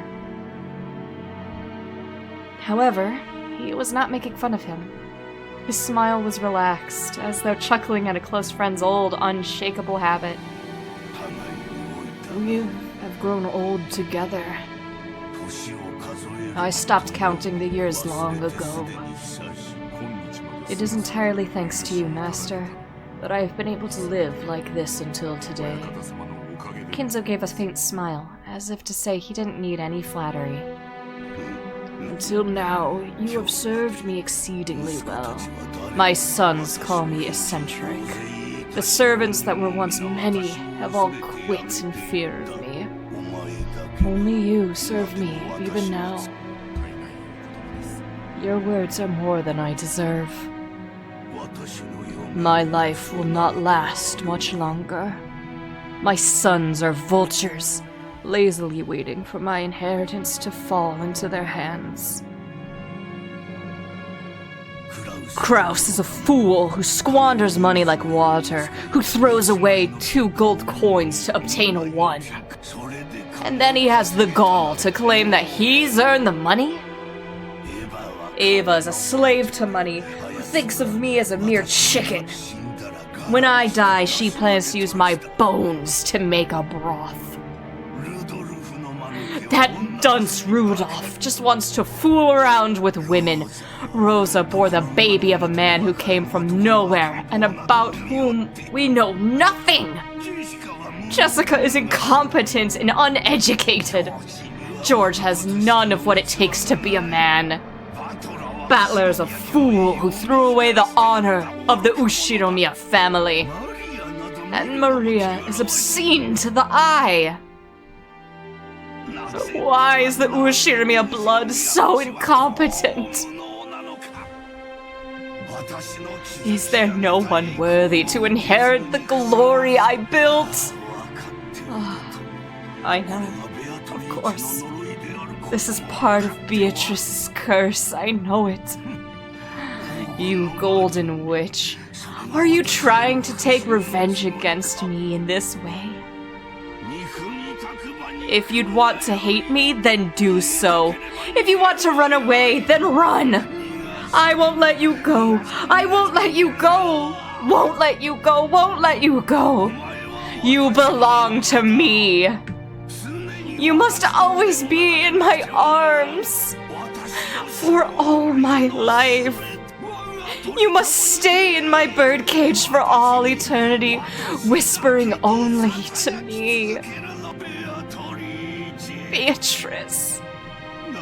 Why won't you smile back at me?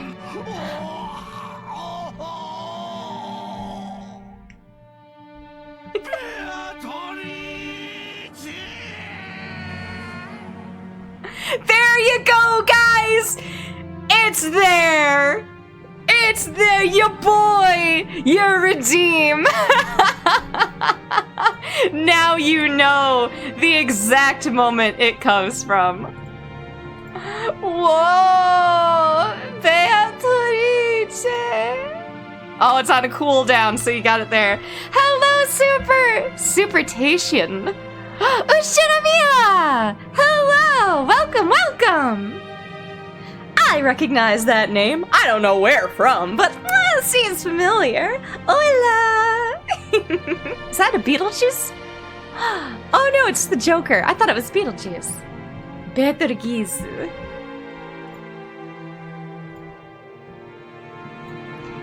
Alright. Yeah, bro controlling AF.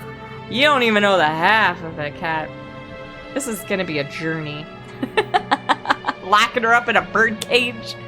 After howling, Kinzo choked once again. Genji set the tray and glass down and rubbed his master's back. Genji's facial expression did not change. It was always like this.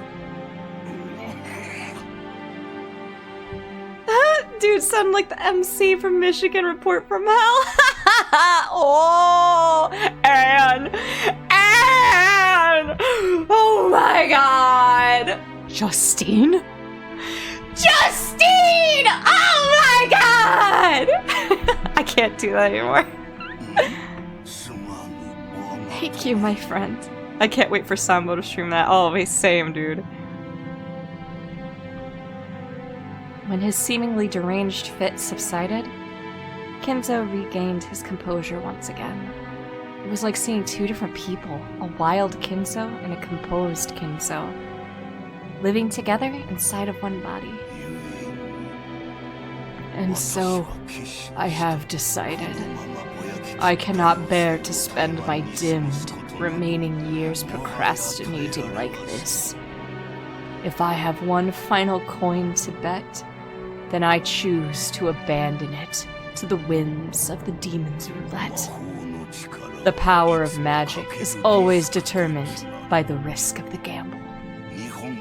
Like visiting a shrine at the hour of the ox in ancient Japanese sorcery to nail a cursed doll to a tree.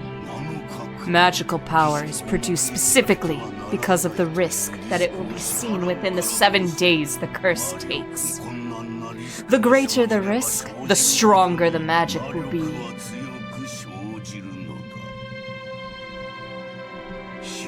Yes, Umineko does overcome international barriers. That is one thing I absolutely love about Umineko fans. It's just how passionate they all are and how spread across the world they truly are.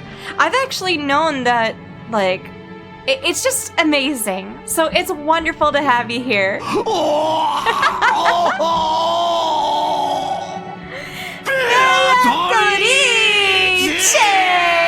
Oh, you guys were absolutely having that open watching the timer go down. Thanks, chill, bro. Many miracles that happened in myth might be called the crystallization of shocking magic power with a low probability of occurrence and astronomical risk. That Moses parted the waters of the sea was not a miracle of God. The risk of that desperate situation, cornered by soldiers on the Red Sea shores, weighed upon the scales of slaughter and gave birth to that miraculous magic power. If the same thing occurred again in that same scale, the sea would surely fail to part. After all, Moses was able to magnificently summon a miracle engraved on but one of the countless, innumerable results on the roulette of those with power. The Golden Land can be reached in every place in the world. Absolutely! Hashtag love you. You know exactly what's up. That is the force that could trump over astronomical odds. Indeed, good fortune that can grasp miracles is magical power itself. To obtain this mighty power, one must face the risk of despair. Those who possess no magical power may call that desperation rather than a bet. However, people who truly do possess magic power can grasp hold of that miracle and make the enigma come into being. And if that power exists within me, I'll seize that miracle. I'll have a chance at making the wish I devoted my life towards come true. Kinzo looked up to the sky outside the window. He spread his arms as if appealing to someone up in the skies. If only I were capable of grasping that miracle.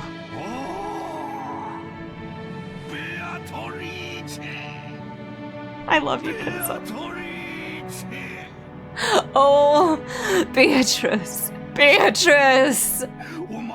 show me your lovely smile once more. No matter how much time passes, your face does not vanish. I just want to see your smile, that is all. I'll return everything to you, everything you granted me. I'll return all the glory I've gained since that day. I don't need fortune, prestige, or gold. I'll return everything you gave me. I just want to see your smile. Ah! What? Why is my computer shutting down? Bagheera! No! Bagheera! Oh my god, no!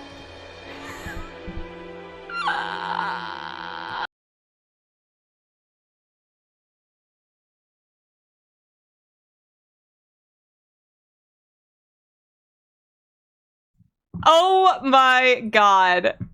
Oh my god. Bagheera, you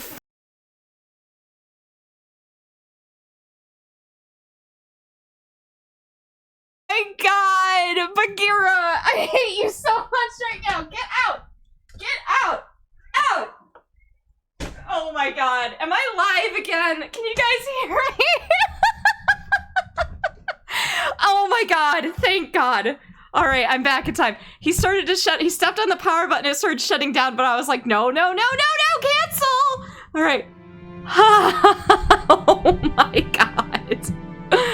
That fucking asshole. Hold on, I gotta redo. I'm frozen. Hold on. I gotta restart VC face. I was literally going to end. You guys can see? You can hear? You can see? Okay. I was literally going to end after Kinzo's scene and call it a night. And then fucking asshole. God, Bagheera. Fuck off. You're such a dick. I am back. Hi, guys. Okay. I did save just in case. Oh, could you imagine if I lost all that progress? Fucking asshole. God damn it, Bags. Oh my god. Okay. Ah, I didn't mean to save there. Oh well. It's fine. Okay. Aw, I was really getting into it too. I'll return everything you gave me. I just want to see your smile. I beg you. Beatrice!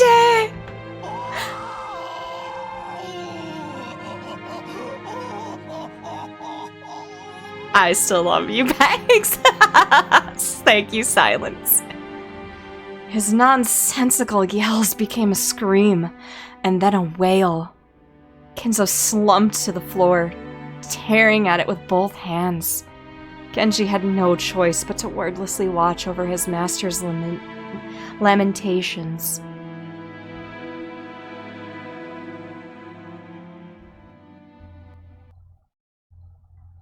Kinzo truly is a tortured soul. Well, what say you, ladies, gentlemen, and babies? would you like to call it here? Would you like to hear a little bit more? Shall we read a little bit more, or what? Because don't forget, today is only technically day 1 of Umineko Day. I have COVID, and my COVID brain made me forget what the actual date was. I know what date it actually is. It's the 4th, 5th, and 6th, but for some reason I said it was the 3rd. It is not the 3rd. Well, technically every day is Umineko Day, so there's not really a wrong answer. How's COVID, by the way? I hope it's not too bad. I'm feeling a lot better right now, but I will be honest, I did not get rid of that literal pounding fucking headache until about 5 p.m.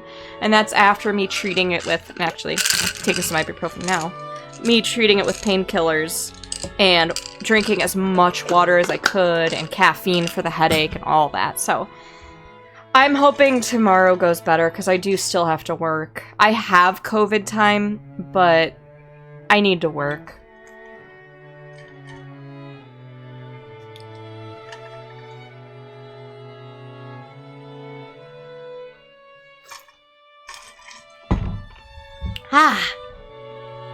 I think Laura should get some rest before it's tired. Thank you so much for the follow! You're officially a forest friend! We will be reading Umineko the next 2 days after this as well.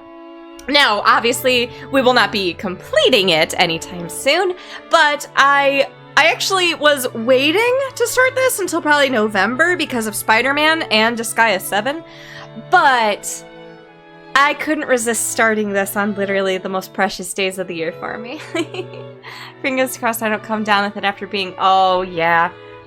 That's right. Is this your first time reading? No, I actually read it originally in college back when it was coming out. And Witch Hunt was doing translations and stuff. And I have every issue of the manga as well. This is, I am tattooed. I have Beatrice's leg tattoo. This is like one of my favorite, this is my favorite pop culture thing of all time. This is my first time reading it for everybody. I haven't read the visual novel since oh god, I think the last time since it finished up, I think. And I actually got to meet Ryukishi back in 2015, and it was absolutely incredible. I cosplayed Beatrice, and he said I was Suteki. I'll never forget Ryukishi telling me I was beautiful. Well, let's do this then. How about, okay, let's do... I do love it so much. All right, I know I shouldn't, but let's go a little longer, okay? If you guys are okay with that anyway. I don't want anybody being bored. Well, ladies and gentlemen, the family's health is not at its best. Yeah, I mean, I've seen it once or twice. Like, here and there. Sorry. This is the shit that, like, between this and, like, She-Hulk, this is the stuff that, like, I go into, like, ADHD / like, autism, like, hyper-focus on, and I can talk about for hours, if not days. It's wonderful, but also I'm so sorry for those who have to listen to me all the time. Okay. He seemed extremely sad not to be able to share lunch with you at all, now that you have gathered here for this event that occurs but once a year. As we have speedrunning documentaries. Oh, hell yeah. You should join the Discord. I'd love to touch base with you, not just about Umineko or anything like that, but like, I want to know what documentaries you like to speedrun. I love docs, depending on the subject matter, but I love watching documentaries. My favorite shit, honestly, is like documentaries that YouTubers make, you know, be it like true crime or just history, things like that. Some of the best documentaries that are being made these days are literally just from YouTubers. Goda, let the lunch begin. Certainly, I shall begin today's luncheon. Dr. Nanjo, is father's condition really that bad? Couldn't he have at least let us see his face? It's more a problem of mood than physical condition. And for that, there is no medicine I can prescribe. Thank you, Wilfred Brimley. Diabetes. Hey, are we talking about his mood again? You've gotta be kidding me. We took time out of our schedules during this damn busy autumn season just to come and find out he's doing. And now he's... Then you should be happy, Rudolph. You now know how he's doing. Or what? You'd rather take my place and try to persuade our ill-humored father to come join us? Are you kidding? Rudolph shrugged. Apparently, though Rudolph was willing to be indignant at how self-centered his father was, he wasn't particularly disappointed to be spared a face-to-face meeting. Does it seem like his mood will improve before dinner? Kraus-Nisan? I have no idea. If you want to know that, you should ask him directly. Although, I think his mood will improve faster if we don't bother him. Genji-san's the only one who can get grandfather out of a funk. It's pretty pathetic, though, making the servants deal with your own parents' bad mood. Jessica, don't speak out of turn. She'd planned for her complaint to be heard only by her cousins, but it had reached even Krause's ears. Scolded, Jessica scowled and turned away, sulking. If he's as cranky as they make him sound, he can't be that terribly sick, right? I mean, they're saying he's in a bad mood, but that he's got no energy, which at least proves he's got his wits about him. It's because grandfather has especially strong willpower. However, that doesn't necessarily mean his body will be able to keep up. Since last year, they keep saying that he has 3 months left. If the initial diagnosis was correct, grandfather has been prolonging his life by willpower alone. It's right for us to worry about him. Lunch started with the family head's seat still empty. The man who should be sitting there had already grown old, and the brilliant glory which had rebuilt the Ushirimiya family in the span of a single lifetime was being forgotten, sorry. Even though they were beginning the meal with the seat still empty, no one felt it was that odd anymore.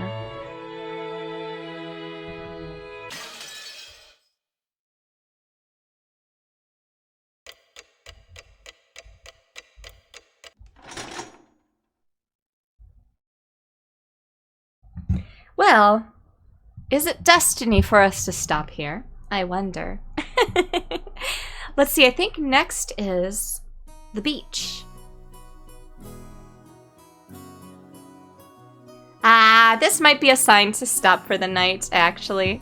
Cliffhangers! Yes. Nah, to be fair, I think stopping at one of the actual, like, what do you call it? Like, in-between segments is not a bad idea. Oh, they didn't technically properly introduce Krause yet. Because his thing is still, Oh, you guys, this is incredible so far. Oh my god, voicing Kinzo hurts my fucking throat, though.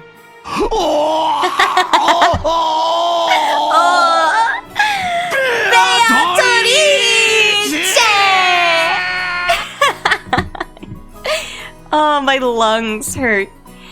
Ah, well. La la la la la la la la la la la la la la la. Let's see. Where can we send a raid? Oh, Sophia is doing an ASMR reading stream as well. Hers is a little more calm. Sophia is always like the most incredible person to like fall asleep to because she's so soothing and calming. I am not. I am not. I scream Beatrice. Thank you guys for sticking by. I know that, you know, this isn't going to be the most popular stream in the world, but I'm just happy that I'm able to share this experience with you guys, and yeah, thank you guys so much for wanting to be here. And we're making new friends because of just how awesome and amazing the Umineko community is. So it's great. Hopefully my reading hasn't been too painful to listen to and deal with. My head definitely is a little fuzzy, so some of the words today were a little bit more difficult for me to get out. But I am looking forward to tomorrow. I plan on starting at 6, but depending on how the day goes, it may be pushed back to 7, just in case I need a little bit of a break in between work, because I work at a call center, and reading. So please just keep your eyes on both Twitter and Discord, and I will keep posts there. But otherwise, I'll see you guys tomorrow for more Umineko. I love you guys so much. Thank you. And oh wait, hold on. Choo choo choo choo. Mwah, mwah, mwah, mwah, mwah, mwah. Ah, mwah, mwah, mwah, mwah, mwah, mwah, mwah. Ah, mwah, mwah, mwah, mwah, mwah, mwah, mwah, mwah, mwah. Kisses from Ghost Mama. Give Sophia love. Love Sophia for me. Or else.